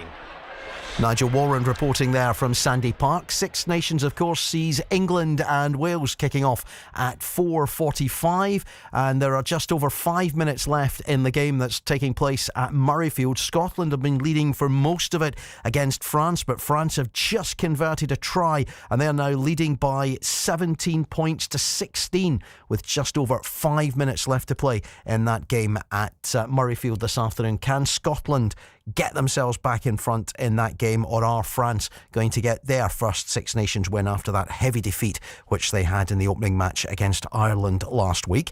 I can tell you that we're talking about how Burnley had equalised at Anfield, which means that Manchester City stays top of the Premier League at the moment, and there are 59,896 fans inside Anfield this afternoon. That is a new club record for a league game, beating the previous record by more than 1,000 fans. So that new stand at Anfield, where both Exeter and Plymouth fans were in the old stand when we went up there for cup games a few years ago, that new stand means that there is being a record set at Anfield this afternoon for a crowd in that game. But it is 1-1 at half-time in that match. The other Premier League scores, just to let you know how they're doing at half-time as well, if you're just joining us, it's Fulham 2, Bournemouth 0, Liverpool 1, Burnley 1, Luton 0, Sheffield United 2, Tottenham 0, Brighton 1, Wolverhampton Wanderers 0, Brentford 1, Manchester City beat Everton 2-0 in the lunchtime game, and the 5:30 game is Nottingham Forest against Newcastle United. We will keep you up to date with that before we leave you at 6 o'clock. But it's time now to go back to our commentary matches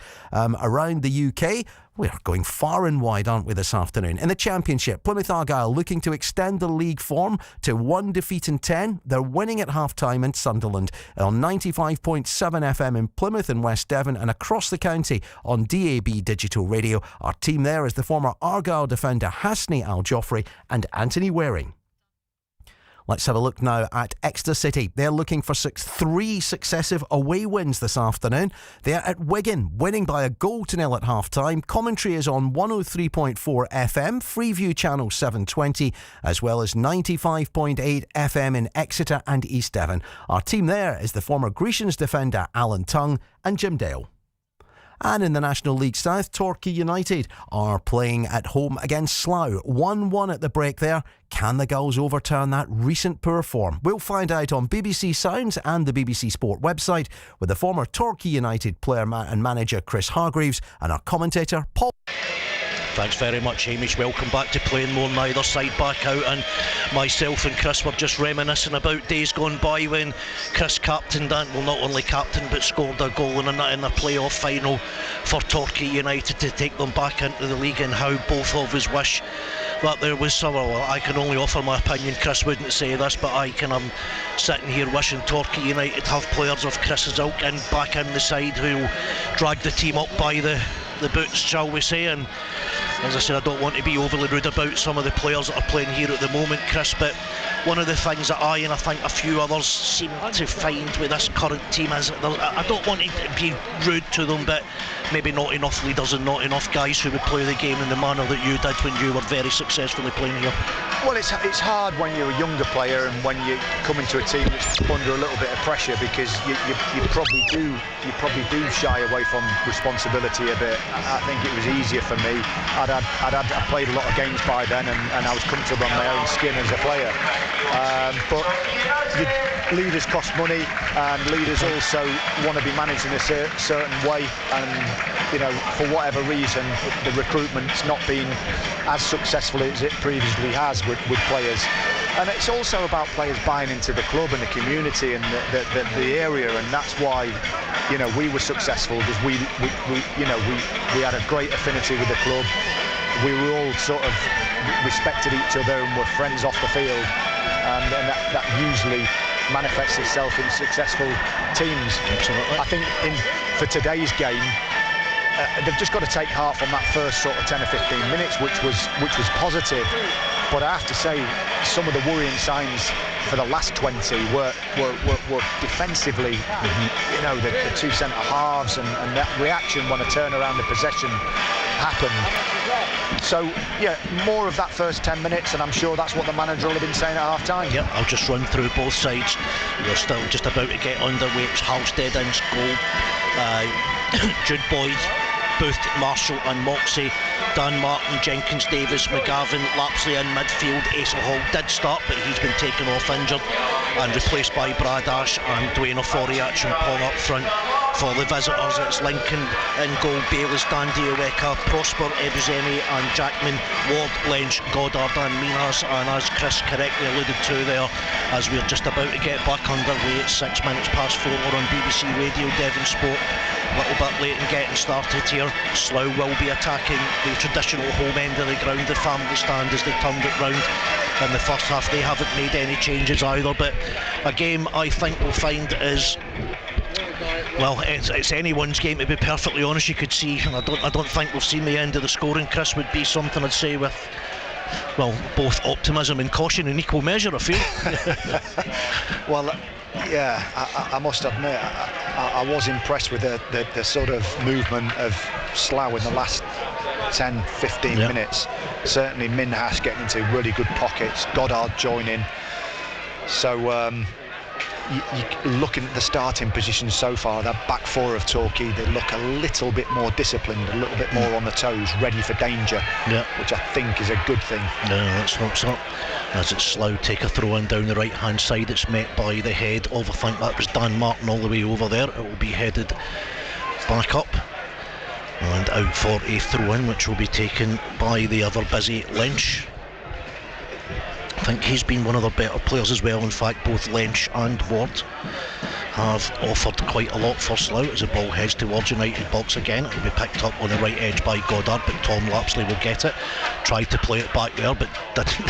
Had to go and fetch it himself, and Dean Moxey looks for Dwayne Oforiach, and Pong Bradash will run in to try and close down, but the ball goes all the way through to Dan Lincoln, and he clears it up towards the halfway line, which again Lynch picks it up, but Acheampong tries to get in there, but kicked away there again, and Ross Marshall, facing his own goal, has got a decision to make, and that decision is to concede a throw in 25 yards from goal down the right hand side, which will be taken by number 8 Matt Lynch. Slough got a lot of men up here again, certainly not shy in getting men forward. Lynch just slowing it down a little bit. Now he comes No, Ward came short. Looking for throw in there, but well, McGavin just about clears that there, and Dean Moxey eventually clears it all the way up. Chris, just before we get deep into this game, as the ball goes harmlessly out for a throw-in, you spoke to me off air about an old friend, Pete Handy's side from your Grimsby days, and really sad news this week that he's passing. I suppose that one's been... But I got punched to you there. Yeah, absolutely. Thank you so much for mentioning it. A real star of a player, an absolute heart of gold. Very successful at Grimsby and Sunderland, and a terrible loss at his age. 49, I believe, Chris. Awful, yeah, for his family. And yeah, what a person and player on and off the field. I'm so sad to hear about that, and that's why I think some of us have got to get a little bit perspective in life at times, certainly in football, that's for sure. Absolutely. Well, of course, I doubt anybody from Grimsby will be listening, but huge condolences from us, particularly for Chris. As I said, it's one of them that just, you say, the perspective on life just changes when you hear at 49 years of age for a young fit man is just an absolute sickener, to be honest. But we shall go back to the football as Dean Moxey from about 25 yards left hand side will put a long throw into the box. Up goes Acheampong, it goes over everybody. It might reach Jenkins Davis. It does reach Jenkins Davis, and he heads in from 7 yards out into the bottom left corner as the keeper looks at it. We've played 49 minutes here at Plainmoor. Double for Jenkins Davis. Torquay United 2, Slough Town 1. Oh, a bit of ingenuity. Dwayne Acheampong again, just causing a little bit of havoc from a long throw. No one dealt with it. The back three again are looking at themselves and saying, well, whose man was it? And it's that man again. What a great little finish. The keeper was rooted, didn't even dive. What a start to the second half. It's exactly what they needed. Well, as you said, Chris, I probably didn't do that justice there with the header. He's actually Acheampong causing the problems. You said Jenkins Davis comes in, I'd say on the blind side, but again, you'd need to ask questions of defence. But that's a pretty good header from the young lad there, right into the corner, gave Dan Lincoln no chance. And a good start to this half for Torquay United, and can they build on this? Oh, it's a great start, exactly what you need. You know, coming out second half, you've got a little bit of tension in your body. It's a brilliant finish. Well, just as Jenkins Davis has put United back in front, Plymouth Argyle have been pegged back at the Stadium of Light at the beginning of the second half. Sunderland won, Plymouth Argyle won, but truthfully, I think from an Argyle perspective, before that they would probably have taken a point, although I'm sure they will still be going for all three, as Dean Moxey now has got a nice little ball towards Acheampong. He tries to dummy it, but Brad Ash and him just playing a little bit too far apart there, and Ash couldn't find the movement to get in to pick up that. It was a good dummy by Acheampong, actually, to be fair. I mean, I don't know where he's got that from, but well done to the big man. You should be taking credit for that, Chris. You were the manager that brought him through. Of course. Schoolboy mistake there. Of course, yeah. Here comes Ash. It's no, he did. Acheampong did well there. You could see why, but him and Ash just too far apart, couldn't pick onto it. But now United have got a little bit of a spring in their step. But nice movement there. Good ball down this side to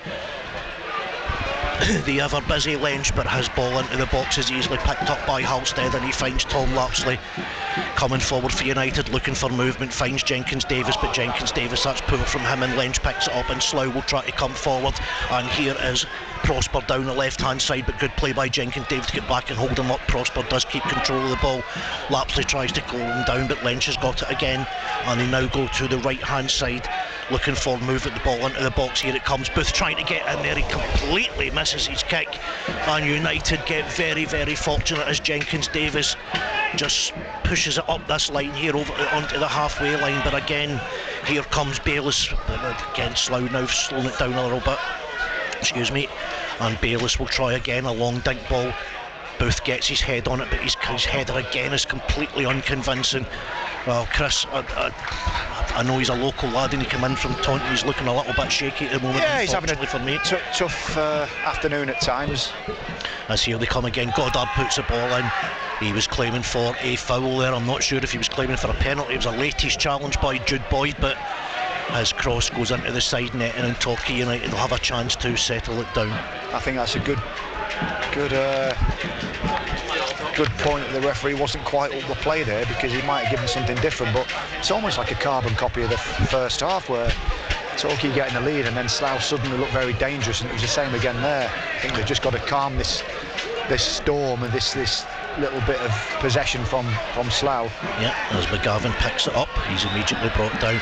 Well, Chris, I'm actually sure that the fans today are trolling Torquay, because that's the second time Torquay United are trolling Gary Johnson, should I say.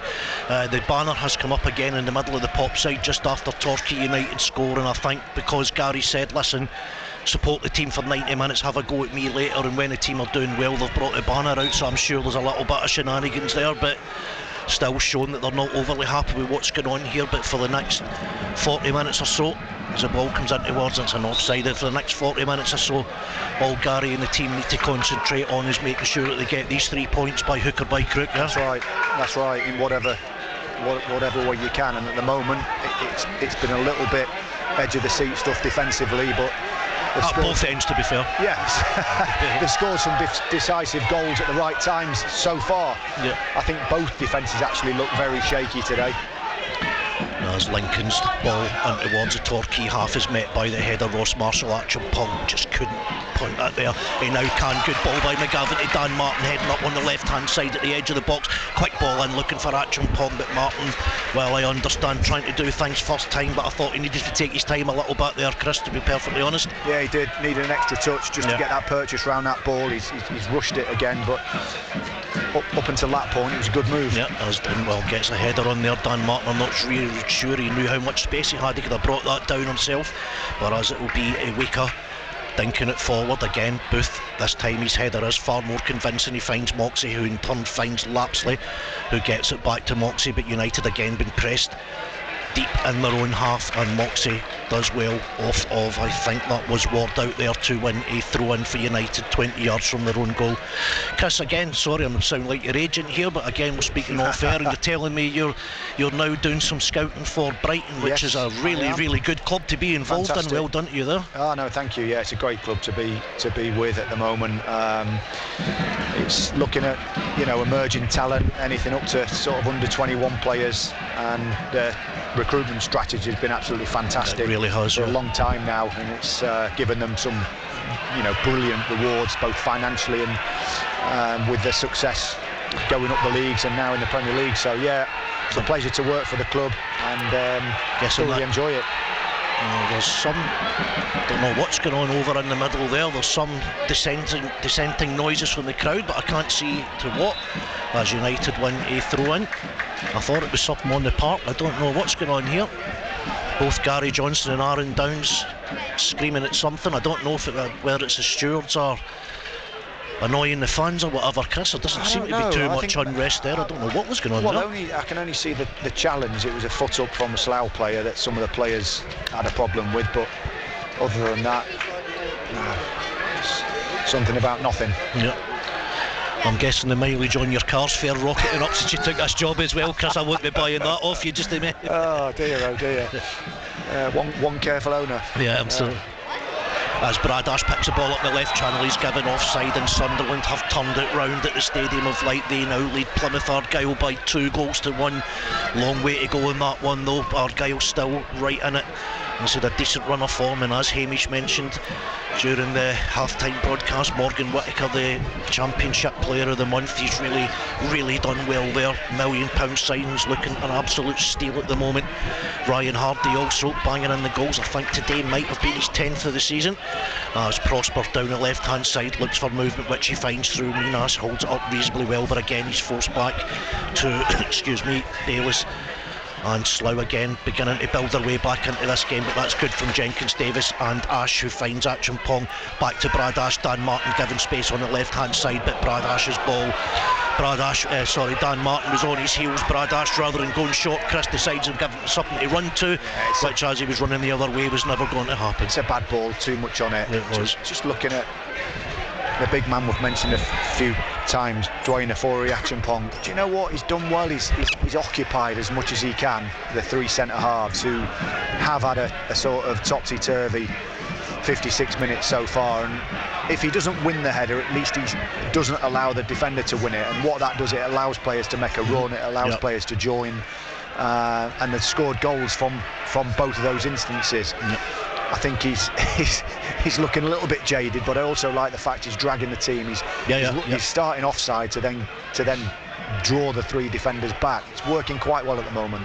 Well, in layman's terms, even if he's not causing problems, the Slough defence are treating him as if he is. And as you say, Chris, as the ball comes into the box on another long throw, going to break McGavin. He tries one of his specials from 25 yards. It comes up off the head of Lynch, and Torquay United will have a corner. Yeah, as I said, he's one of those that you just can't leave for a minute, Chris. And as I said, it's like, as you mentioned, people can run in around him. They can set themselves. They can get into positions to make positive challenges or attempts or whatever, but as it stands, Brett McGavin will have a right-footed corner down the left-hand side on BBC Radio Devon Sport. It's Torquay United 2, Slough 1 after 57.5 minutes, and we're about to have a corner which, going by Torquay United's players, Lapsley, Marshall, Booth, Acheampong, Ash, all in the 6-yard box. We've now got a little bit of issues going on there. I think it's between Acheampong and the goalkeeper, Dan Lincoln. Done all right today so far, in my opinion. I think, Chris, we both mentioned the first half. Lincoln's a guy that likes to take control of his box. Tom Lapsley, ironically, pushing Acheampong away there. A little enlarged show. Acheampong just looks to have lost the plot a little bit. I think something's annoyed him. Get his composure back. But to be fair, Chris, it highlights what you said. Get in there and annoy them, and you know, it changes the mentality of the game. Yeah, well, I mean, I'm not sure about this. This is like academy football, bringing players to the edge of the 18-yard box. I mean, this is a pro game, a good standard.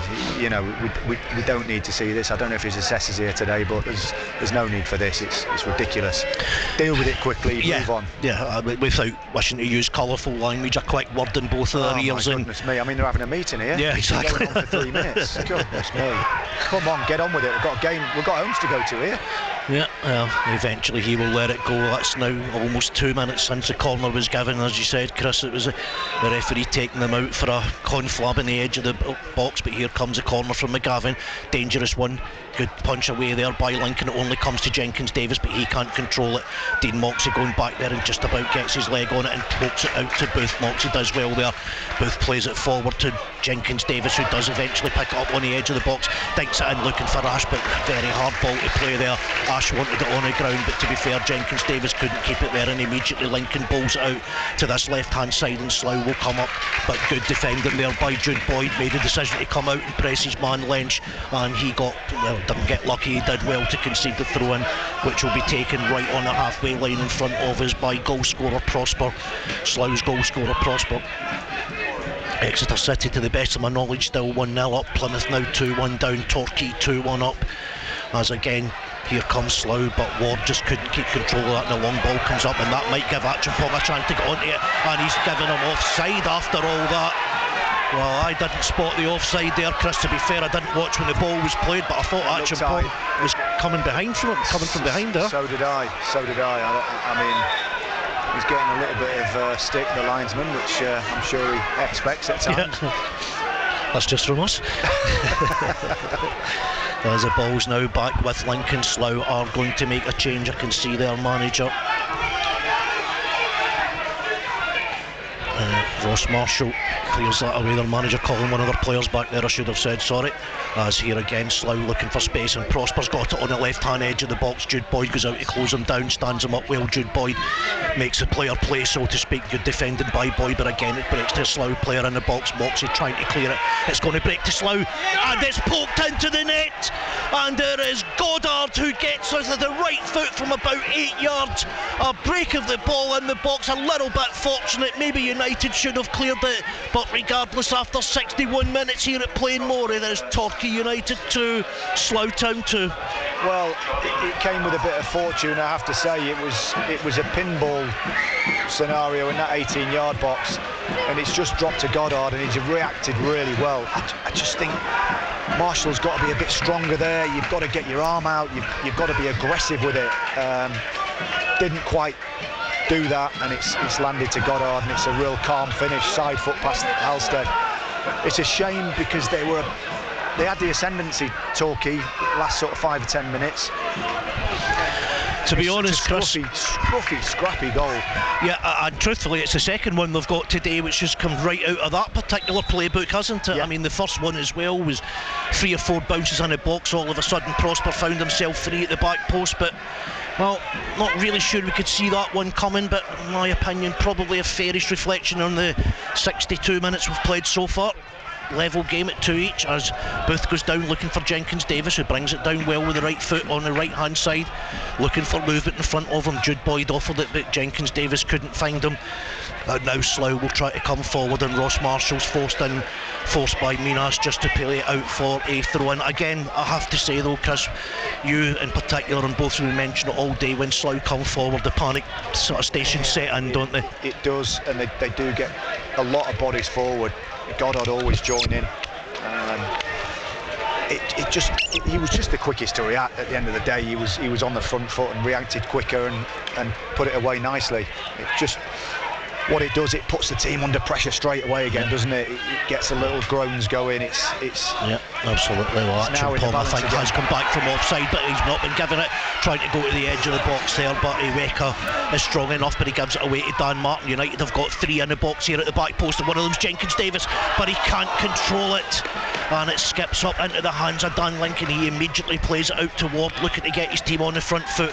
While United, well, Booth has made a catastrophic error there, and here comes Goddard towards the edge of the box. United getting players back, plays it on to Minas. Good save by Halstead, though. Good break by Slough, but they should have done a little bit better.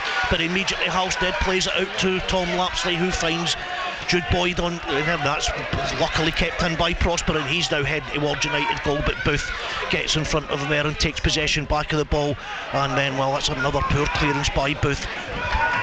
Sponsored give the ball away at the moment. Yeah, absolutely. Like it. His turnarounds in possession is absolutely frightening. Yep. Well, another couple of goals. The Devon sides were getting a lot of goals today. Plymouth Argyle sadly are now 3-1 behind at Sunderland, but for the Exeter City fans, good news for you guys.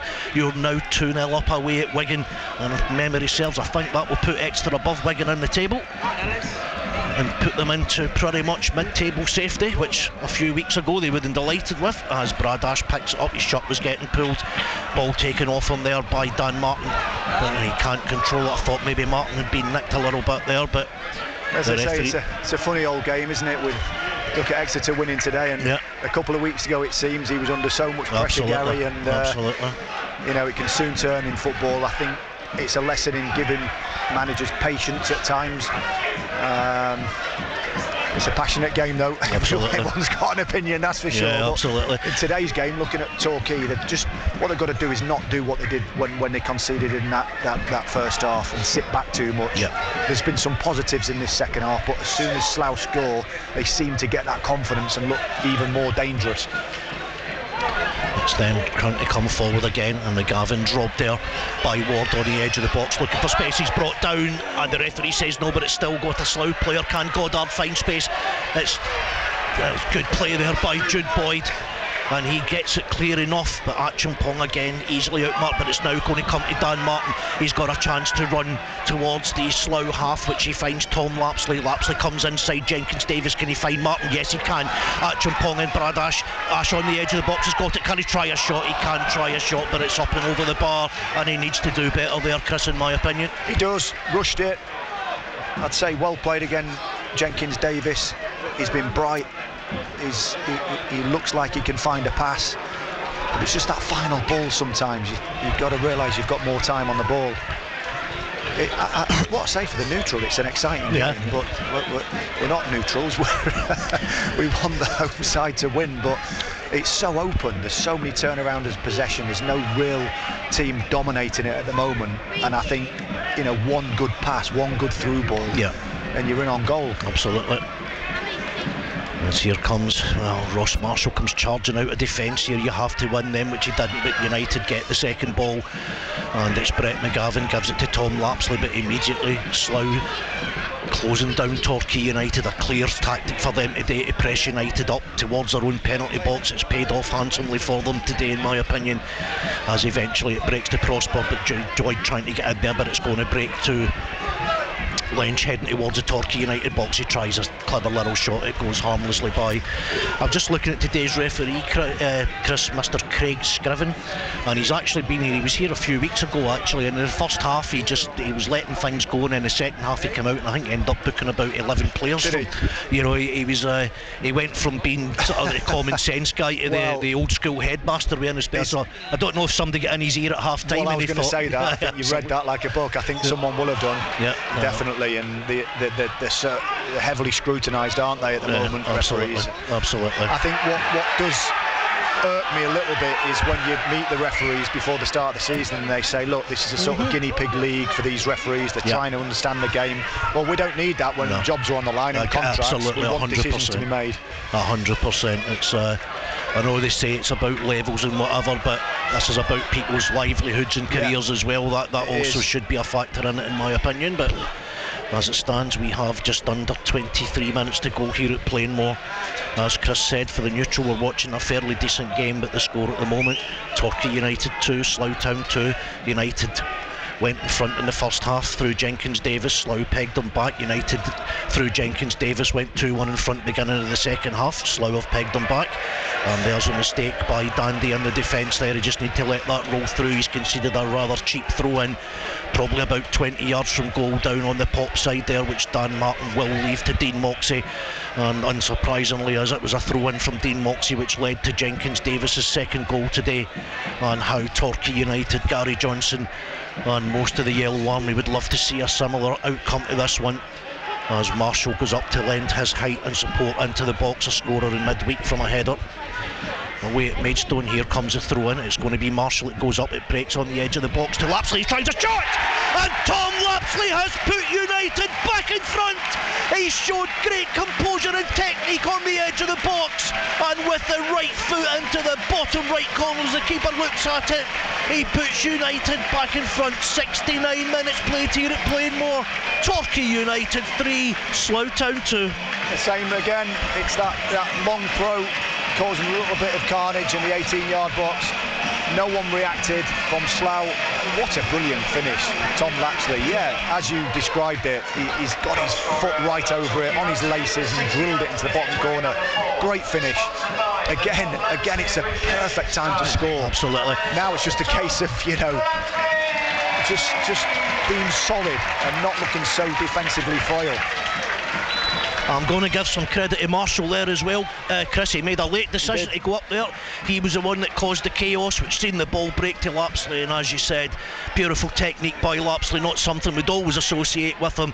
With the right foot, he managed to adjust his body, he kept his shot low, he gave Lincoln pretty much no chance, and Torquay United for the third time today get back in front, this time by 3-2, but it'll be Prosper down the left hand side with Goddard in support, who he uses coming forward for Slough, but Jude Boyd brings him down, and the referee rightly gives the away side a free kick 25 yards from goal, 3 yards from the touchline.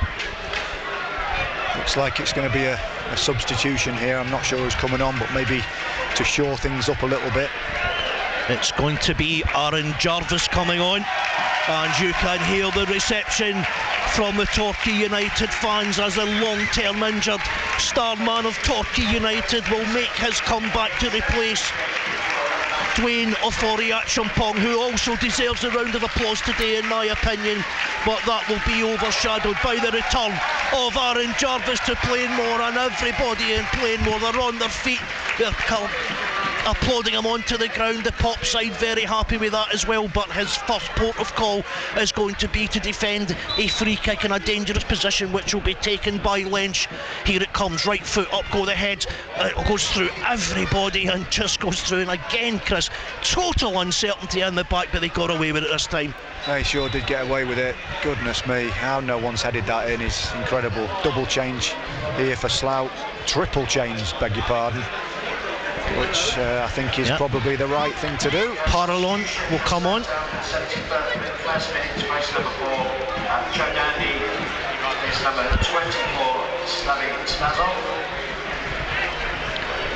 Right, I think Ogbonna, I'm not sure, I'm guessing Parallon's a defender. He's going to replace Dandy. Number 12. Oh, that is Parallon, I beg your pardon. Number 15, Ebuzemi, will come off. He will be replaced by Ogbonna.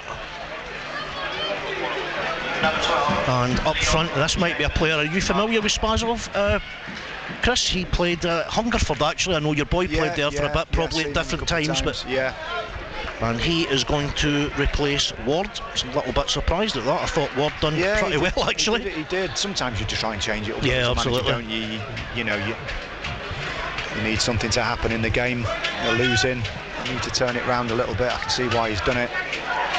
But going back to the Torquay substitution, well done, Big Dwayne. I think he put a real shift in today. Had a hand in a couple of the goals, but nice for Aaron Jarvis to come on. Always liked him, always seen him as a real competitor, up for the fight, and great to see him back on a football pitch. Well, I did say to Hamish before, I was expecting goals. I said to a couple of people about here, I was expecting goals today. Wasn't sure we'd get as many, but I think this game's been a microcosm of both sides' seasons, to be perfectly honest, Chris. They can score a few, but they certainly look like conceding almost every time the ball heads towards their box, which Spazov immediately gets involved. Dan Martin trying to go back between him and Brett McGavin. United win possession. Goal scorer Lapsley gets a good little ball to McGavin on the left hand side, tries to come inside, he's brought down, but the referee and linesman deemed that only to be a throw-in. Tom Lapsley in the ear of the referee. McGavin, that looked innocuous. I think he's just game managing, as they call it, Chris, a little bit. Maybe, unless he's just rocked his ankle a little bit. But they weren't happy with the challenge, and they weren't happy with the offside. So, well, the physio's coming on there, Chris. So maybe I've been a little bit flippant there in terms of saying McGavin was perhaps game managing, but he may still be, of course. But it's perhaps a little bit more serious than I thought, and as much as 4 months ago Torquay United fans would have laughed at us for saying this, and a player they certainly don't want to lose is Brett McGavin. At the moment his form has been probably the one shining light in a rather dark few months for Torquay United. And I think he's been the one player today that's tried to show composure on the ball. He's not the most physical, he's not the most combative, but what he is a ball player, and when he can spray the ball and get time on the ball, then he'll hurt teams. And there's a different way of showing bravery, isn't there? And he's tried to do that today, and he's tried to do it when the team have been struggling, which credit to him. Just while we've got the little break in play, Chris, as well, going back to Dwayne Ofori at Champong, I think you said it a few times, and looking at Torquay United's goal scorers today, they've come from their supporting attacking midfielders, so to speak, and as much as Champong might not have been the one that's played the intricate pass or whatever, he's certainly been involved and he's caused mayhem, hasn't he? And he has, and he can do that. He's got some real good attributes, Dwayne has. And he probably should have used them more in his career. He's a big lad, he can be aggressive, but today he's certainly put a shift in for his manager. There's no doubt about that. And as a throw-in, eventually we're back underway here, and a long ball will be punted towards the Torquay United box, but Minas won't get onto that, and Mark Halstead has it. We're coming into the last 15 minutes here at Plainmoor. You're listening to BBC Radio Devon Sport. I'm Paul Mulhern, joined today by Chris Hargreaves. We're currently watching Torquay United 3, Slough Town 2, as Jarvis wins a header there, claiming he was fouled. Good afternoon and welcome to anybody from Slough joining us today. Your team have played reasonably well in patches, but similar to Torquay United, when the ball goes towards your box, there's a bit of a panic mode going on, and as I said, Chris, the 5 goals today certainly lend weight to that particular argument, do they not? Could have been 5-5, couldn't it? Absolutely. Could have been any score, but Torquay look like they've done the right thing having scored. They've just settled down a little bit, playing a little bit more percentage football. Absolutely, and it's Goddard now, long ball through the middle, but Booth just about gets in there, but it is going to break to substitute Ogbonna on the right hand side, but Dane Moxey gets in there, brilliant tackle by Moxey, then shields Ogbonna to allow Martin to go away, but Martin just basically gives it away, and another long ball will come up, but Marshall gets in between 2 Slough players, one of them who hits the deck holding his head, but that was a fair challenge by Marshall and a good challenge by Marshall, but Slough have a throw in down the right hand side, and now another Torquay United player is Brett McGavin again, hasn't it? He has went down, and well, Chris, in my experience, when that happens, you know he's not going to see the rest of this one out. No, it looks like he has actually rolled his ankle. He's pointing to it now. It's his left ankle. Yeah, looks like it was that incident on the sort of far touchline that I don't know whether he's rocked it, whether somebody stepped on it. It does look like he's done. I always say an immediate reaction from players sometimes gives you an idea of what's going on, that he is going to be taken off. I'm assuming it will be Ethan Archer coming on, but Tom Lapsley's immediate reaction was one of, I wouldn't say fury, but a bit strong, but he was clearly unhappy with something, and Brett McGavin will indeed be replaced by Ethan Archer. And another huge blow for Torquay United. Again, that's now 2 substitutions. They've made 3 substitutions, but 2 of them, I beg your pardon, have been through injuries. Sorry, let me get that right. 3 substitutions, 2 of them made by injuries. I'm just making things up now, Chris. I've been doing that for a long time. Yeah. Don't worry. And Slough from the throw-in have managed to manufacture a corner, which Matt Lench, in my opinion, their busiest player today, will take with the right foot everybody up. Brad Ash not going back for Torquay United, a little bit of change in tactics there from United, as here comes a corner with the right foot, up go the heads, it's headed, breaking in the box again. Archer tries to get it clear, but he can't. The call ball comes back out to Lench, it's a low cross this time. Archer does well, and he eventually clears it up towards the halfway line, and Brad Ash just can't get to keep that in. But Goddard all the way back there, surprisingly. I'm not sure why he was the deepest man in an attacking role, but he's the one that clears it out. He seems to have changed position, Chris, which I find strange. He's a striker, he's number 10. Yeah, the corner 4, and he's one of the last man. It's an odd one, that. Well, he also, the way they're setting up at the moment, it looks like he's dropped back into being a midfield role. Yeah, he has, yeah. But the applause that you may be picking up are for Brett McGavin, who's made his way round and goes down the tunnel. Gary Johnson will just wonder exactly who he's upset this season. As I says, we can all have our theories and whatever on injuries, but when you get impact injuries, we've had not 1 again, 2 today. There's not much that Gary Johnson or any manager can do with it, but hopefully it's not too serious for McGavin, as Jude Boyd and Archer between them win the ball. And Jude Boyd going up the right hand side, he's blocked a little bit there. The referee will not bring that back for a free kick. And then Lench, well, I have to say, Chris, I'm really impressed with this number 8 for them. Lench, he has been everywhere today, and he's got back and won his team a free kick, which they take quickly, but Dan Martin reads that and he gets it back to Tom Lapsley. Lapsley goes forward looking for Jarvis, who does well to bring it down, does well to control it. Jenkins Davis trying to get in behind him, but good covering there by Jackman, and Slough get it clear, and we're now almost playing a bit of tennis at one point. Slough trying to get the ball up as quickly as possible. United obviously trying to repel that particular one. Lapsley heads it towards Archer on this right hand side, but Prosper will just shepherd that out, and in front of his own dugout has a throw in, which he gives back to their goalkeeper Lincoln. Jarvis goes to close him down. Lincoln getting a little bit clever there for his own good, but does enough. Little Cruyff turn involved in that to get away from Jarvis. Archer closes him down, and United are pressing and penning Slough into their own half for a change. They are. That looked the most unconvincing Cruyff turn I think I've ever seen in my life, but there was just a little moment back there from Aaron Jarvis where the ball's gone up, and you'd normally see someone try and flick it, and he's caught it back on his chest high up. Yep. That's the play you want to see. That's why he's had a half decent career. And here comes Jarvis heading towards the right hand side now. He's trying to look for space. Prosper's there, brings him down.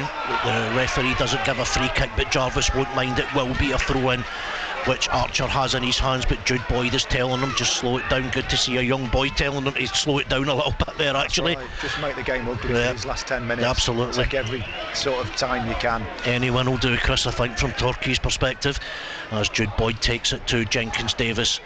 He's now looking to fashion space for a cross. He does fashion space for a cross, but there's nobody at the near post as both Jarvis and Ash make the run to the back post. One of the things I find with Ash, Chris, I don't know if you've seen him enough, is I don't really think he reads the game too well sometimes, to be perfectly honest. It's a bit reactionary. When you've got 2 strikers there and the ball's coming in from a wide area, one go to the front, one go to the back, but he's just followed Jarvis's run and really given Boyd the option of a decent cross there as the ball comes down the left hand side looking for substitute Bonner. He will keep that in. He's up against Boyd, but Boyd just gets a throw in and pokes it out. We've got 9 minutes left here at Plainmoor. Torquay United 3, Slough Town 2. It could be, as I said, a pivotal day in Torquay United's season. They need to change the mentality and the attitude amongst the team, and truthfully on the terraces. And I think a win will go a fair way to doing that as the cross comes in, up go the heads. It's a good head there, and it's headed into the net, and it is number 5 Bayliss with a fabulous header, to be fair, from 14 yards into the bottom corner. Just under 8 minutes left here at Plainmoor. Torquay United 3, Slough Town 3. Well, it's a player I've been critical of a few times today. He's a competitor, there's no doubt about that, but he's looked a little bit liable defensively. But what a header that is. I mean, it's a speculative cross. It's not a perfect cross by any means, but it's a fantastic header. Just gone right in that corner. Halstead couldn't quite reach it, and to be honest, I think it's against the runner play a little bit. I think it's they're being punished for every single error today, the home side. It's a bit of a hammer blow. Well, I think Slough will feel they deserved that. I wasn't sure who it was that put the cross in there, Chris. I'm not sure who it was, but it was a decent cross. But Bayliss, as I said, that was an excellent header, 14 yards from goal. I think it was Prosper, was it? I think it was Lynch. I think it was Lynch. Whoever it was a decent ball, but the header was very, very good. And Slough now coming forward again. They've got a chance to get a shot from the edge of the box. Halstead spills it. Needs to be brave. He is brave, and Moxie should clear that. He does, but another chance there. I think it was Perillion, the substitute, with the shot there. And United, well, trying to find a way through, but they can't. And Moxie has it again. He will go long. Jarvis was offside, so that will go harmlessly through to Lincoln in the goal. It's one of them games today where you just sense more goals again. It's I can't believe I'm saying I sense more goals at 3-3, but it's not been a defensive masterclass by any team, that is for certain. When I'm on the station, Chris, and I can't obviously get here a bit early, and I usually go about trying to gauge the feeling of the fans, you know, before I need to come on air. As a long ball might find Archer, it does find Archer on the right hand side. He does keep it in. Chance for Archer to drive into the box, goes past one. Can he get his cross in? He can, and that comes off a Slough player, and it will be, well, the linesman didn't want to make a decision. Well done, corner to Torquay. You absolutely spot on. The linesman was frightened to death of doing anything with that flag. Well done, referee. Yeah. He was in a great position, and he rightly said corner ball, Torquay United. Just going back there, because I actually joked with somebody, I can see a 4-3 game here today. I wish I was a betting man, but as it's going to be Jenkins Davis, right foot corner in towards the box. Here come the heads on, goes ahead of Booth, and he somehow manages to head it past the post. A glorious chance on the edge of the 6-yard line. Chris, he has to score there. Oh my goodness, it's a tremendous ball, just that little faded out swinger with pace on it, and he's made a brilliant run. I have to say, he's made a brilliant run, but he's just mistimed his header. He's got too much on it, and it's drifted past the far post aimlessly. What a chance that is to nick it at the end. Well, as you said, Chris, it would come as no shock to anybody in here. Another goal, but from United. They've went in front 3 times, they've been pegged back 3 times. Is there going to be a sting in the tail as Prosper on this left-hand side just thinks it back again to Lynch? In my opinion, by far their man of the match. He's been really, really good today, been involved in everything. And the ball back to the goalkeeper is cleared up. Jude Boyd gets it away, and it's now picked up by Brad Ash. Jude Boyd has it. He finds Dan Martin in a more central role at the moment. Back to Booth. He'll go back to Halstead, and he will clear it deep into the Slough half. Aaron Jarvis, well, he's pushed there by Iwika. As silly a free kick as you can give away. I don't know what he's thinking. He's nudged him. Well done, Aaron Jarvis. Played it perfectly. This could be the moment. Yeah. I honestly think well, clearly it could swing either way because both teams look so fragile defensively, but this is a great opportunity. And it's Jenkins Davis just been given man of the match. I'll come to the crowd in a minute. I'm not sure. I think he said 135 away fans as Jenkins Davis ball comes in. Marshall is given offside. Tom Lapsley claiming he's been pushed, but the ball goes harmlessly out. We've got just over 4 minutes left here at Plainmoor. The crowd today, Chris, 1,798, I think, and looking at it, it might be 135 from Slough. That's a pretty decent turnout from them. Turnout. Fair play to the fans for coming out. And you know, I always say I've I had a strong connection with the Torquay fans, certainly as a player, and it was always, the support was always second to none. Yeah, absolutely. We appreciated that at the time. Yep. Changes a little bit when you're the manager and you're under pressure, and I understand that, but I was always honest, and I was always honest with our performance, and maybe I was too honest at times, but what I always had is the club at heart, and that'll never change. But fans are always allowed an opinion, and I think Gary will appreciate that. If it doesn't step over the line, I think it's fair. When it does, that's sometimes, not what you want to see. Coming forward here, sorry Chris, coming forward, but United get it, and Bradash gives it away, and now here comes Lynch. Is he going to try a shot? He does try a shot, but it's deflected enough by Bradash. He recovered reasonably well into the hands of Halstead. Well, because I think, to be fair, wishing to fight your corner, so to speak, but when you came here as manager, you came when the club eventually came into turmoil, and you were never given, whether it was you or anybody else, it was always going to be a difficult time. I mean, I did say to my wife after 2 weeks, I think this is a real problem financially, and what was going on in the club, and I said, I think that it's going to be a tough ask, and it was proved right. But we got close. We had a fair old run at the end, but there was just no firepower. And when you're in trouble, whether you're Jose Mourinho coming or Pep Guardiola, you're not going to change it unless you can change something. And we couldn't do that. So, but the club have got a big enough support and a strong enough backing to be able to recover and get back to the league. I've no doubt about that. But certainly getting to the National League, really, as for this football club, is a minimum. Absolutely. Well, Booth played the ball forward there. It's his chance missed. It's probably been the pivotal moment in the last 5 or so minutes. But he's forced Slough into their own half. They have a throw-in level with the penalty area. It was out a lot further out than that, but he's now taking it from 25 yards from goal. Dan Martin gets his head onto it. Ethan Archer tries to nip in. The ball poked forward. Jenkins Davis given the stadium man of the match. Don't think too many would argue with that. And eventually Tom Lapsley picks it up and finds Jude Boyd in a little bit of space on this right hand side, driving towards the edge of the box. Boyd, can he get the ball in? He does get the ball in, but it's headed away by Bayliss, I think it was, but it's going to break the box. Pushed down there on, I think, Dan Martin, but no penalty given, and rightly so in my opinion. And the ball breaks to Ross Marshall inside his own half, and rather than go back to Halstead, he goes up the line, but that will be cleared away there by Jackman. And Booth again probes it forward, and Bradash might get onto that. No, he can't. We've got just under 90 seconds, or just over 90 seconds left here, Chris. Torquay 3, Slough 3. Looking like this is how it's going to finish at the moment. Yeah, you never know. I mean, I think there'll be maybe a little bit more injury time, maybe 5 or 6 minutes, because there's been a couple of prolonged spells, hasn't there? Maybe more than that, but I honestly, genuinely think both teams could win it at this point. I think it's the one player to show a little bit of composure in that final third, because, as I say, defensively, it's been error-ridden. Yeah. And here's Papulian, but unfortunately for him, he slips and allows Jude Boyd to take possession. He looks for Jarvis, but immediately he's closed down there. Willie Waker was almost wearing the same jersey as him, but the referee lets that go. And here comes Slough forward. It's Lynch again trying to cause problems. He gets out to Prosper on this left hand side. He's got support from Goddard, but he comes back inside to the ever busy Lynch in the box. But again, Jude Boyd does really, really well there in my opinion, and gets it to Tom Lapsley, back to Jude Boyd, and he will complete the clearance, looking for the head of Aaron Jarvis, but he just can't get a nick on it.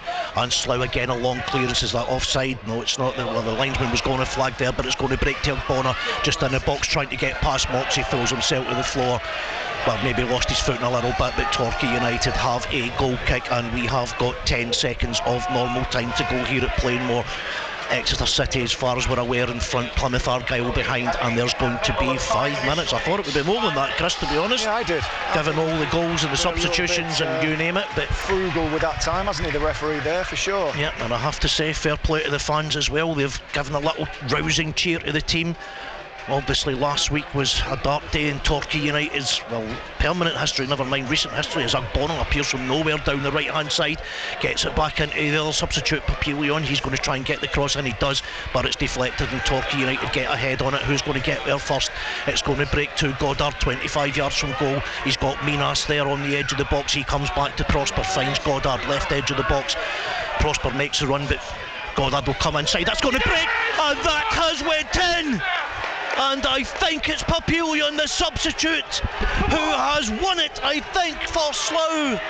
as the shot came in from Goddard, but it was designed to make somebody challenge for it. United complaining, but we're 1 minute into additional time. Torquay United 3, Slough Town 4. It's Lynch again. He's been pivotal today in midfield for Slough. Got it to Goddard, he's had a speculative shot and it's just ricocheted. I think, again, it's a little bit of fortune with it, but they've just had, you know what, they've had that little bit more composure in the final third. You have to be brutal. They've had a little bit more composure in the final third. And I have to say, defensively, unfortunately today, the two centre-halves have struggled. It's easy for me sat up here. I've had a man of the match performance. I haven't put a foot wrong, but it's difficult when you're down there. It's not just those two lads. It's a team collective. But as I say, on any turnaround of possession, it's just been a little bit fragile. I think again it's probably another goal that sums up this game quite nicely, Chris. It was not exactly a special goal, whatever, but if you put the ball in there, you know players are going to make mistakes or not defend as well. And how many goals have we seen at both ends of the pitch, to be fair, as Torquay United trying to get back on level terms. Lynch clears it, but only as far as Archer, but he can't bring it down. And now Slough through again. Lynch coming charging up. Sorry, I beg your pardon. It's Goddard down this left hand side. He's looking for Minas. He dinks it on there to substitute Spazov edge of the box, tries a shot just wide of the post, and Slough almost wrap it up there, but United caught out. But in fairness, Chris, United just have to go. It's the Alamo for Torquay, isn't it? It really is the Alamo now. You've got to throw everything at it. It's been a real tricky, I don't know, it's been one of those performances today that there's been some bright sparks going forward, but there hasn't been any sort of solid defensive structure. And that costs you dear, because every team in this league has dangers. As Moxie's throw comes up into the box, but it's headed away this time by Slough, and Ogbonna will try and clear that, but he doesn't do it too well. I'll just come to Torquay's defence in a minute, Chris. Over the last 4 games they've lost 4 goals, 3 goals and 4 goals. So if you want to look for your problems, you don't need to look too far. That's right. As Dean Moxie will attempt another long throw. Here it comes. Up go the heads again. It's won by, I think, a Slough player, and eventually they will clear it up high into the darkening Plainmore sky and out for another throw in. Moxie is again going to try a longer one here, but he's probably a good 40 yards from goal. Here comes Moxie again. We have a minute and a half left of the 5 additional time. It breaks to Dan Martin on the edge of the box, back out to Moxie, needs to get across in, but takes his time, finds Martin. Now Martin needs to try and create space, going past his man, but he's easily marshalled there by, this time, Jackman at the back there. And now Dean Moxie from 12 yards has another chance to launch another long throw in. Booth going up there. It's only Jenkins Davis back now. Every Torquay player bar Dan Martin in the box, and Jenkins Davis. Here comes the throw. Up go the heads. Can it break a Torquay United way? Archer gets his head on it, back out to Moxie, tries a low cross this time, cleared away. And now Jenkins Davis and Minas are up against each other, and Jenkins Davis does just enough to concede the throw, and that will suit Slough to a T. We've got 45 seconds left here. United 3, Slough Town 4. What's the reaction of the fans going to be, Chris? Well, not in your good. opinion? It's not going to be good. I have to give them credit, because I think they've supported the team for the majority of the game really well, and I've got a lot of sympathy, empathy, whatever you say, for fans, but at the moment the team's not good enough to beat a team like Slough by the evidence of today, and so they're going to have to suffer a little bit more this season by the looks of it. But a bizarre one there. They took a throw in, Slough, the guy threw it straight out of play, and they just gave Slough the throw in again. That seemed a bit strange as Lapsley puts it forward. Aaron Jarvis will try and ask questions of goalkeeper Dan Lincoln, but Lincoln does well enough. And with we've played now the 5 minutes of additional time, we are really in last chance saloon, and Torquay United through Dean Moxie will launch one final long throw into the box. Everybody going up for Torquay United. Marshall and Booth up from the back. Here comes the throw in from Moxie. Up go the heads. Marshall dinks it on, but it's cleared away there by the again Lynch. Been fantastic for me today. Back out to Moxie. He's got time to put the cross in. He's not, because Ogbonna gets a tackle in, and it's a throw in. 25 seconds over the 5 minutes we've played here. And Dean Moxie, I thought it'd be one last chance 20 seconds ago. It's not. Here we've got another long throw coming in. Moxie goes towards the near post again, up go the heads again. It's a Slough head that wins it. It comes back in from Torquay United. I think that was Archer headed it back in from the edge of the box. Dan Lincoln has it in his hands. He takes it to ground, and Slough Town look like they will leave playing more, not only with all 3 points, but by leaping above Torquay United in the table, and the playoffs becoming now out of reach for Torquay. I never thought I'd say that this season, but there you go. Lincoln clears it, and the referee puts the whistle to his lips, and Slough Town here have come and spoiled the party. 3 times they went behind. They showed fantastic character to get back into it. Chris, we've got 30 seconds to studio. Quick wrap up from you. I think it's harsh. I think probably a draw was a further result. Both defences poor. Slough just had a little bit more in that final third, and when the team's got that, they'll punish you. Ultimately not good enough, and more needed.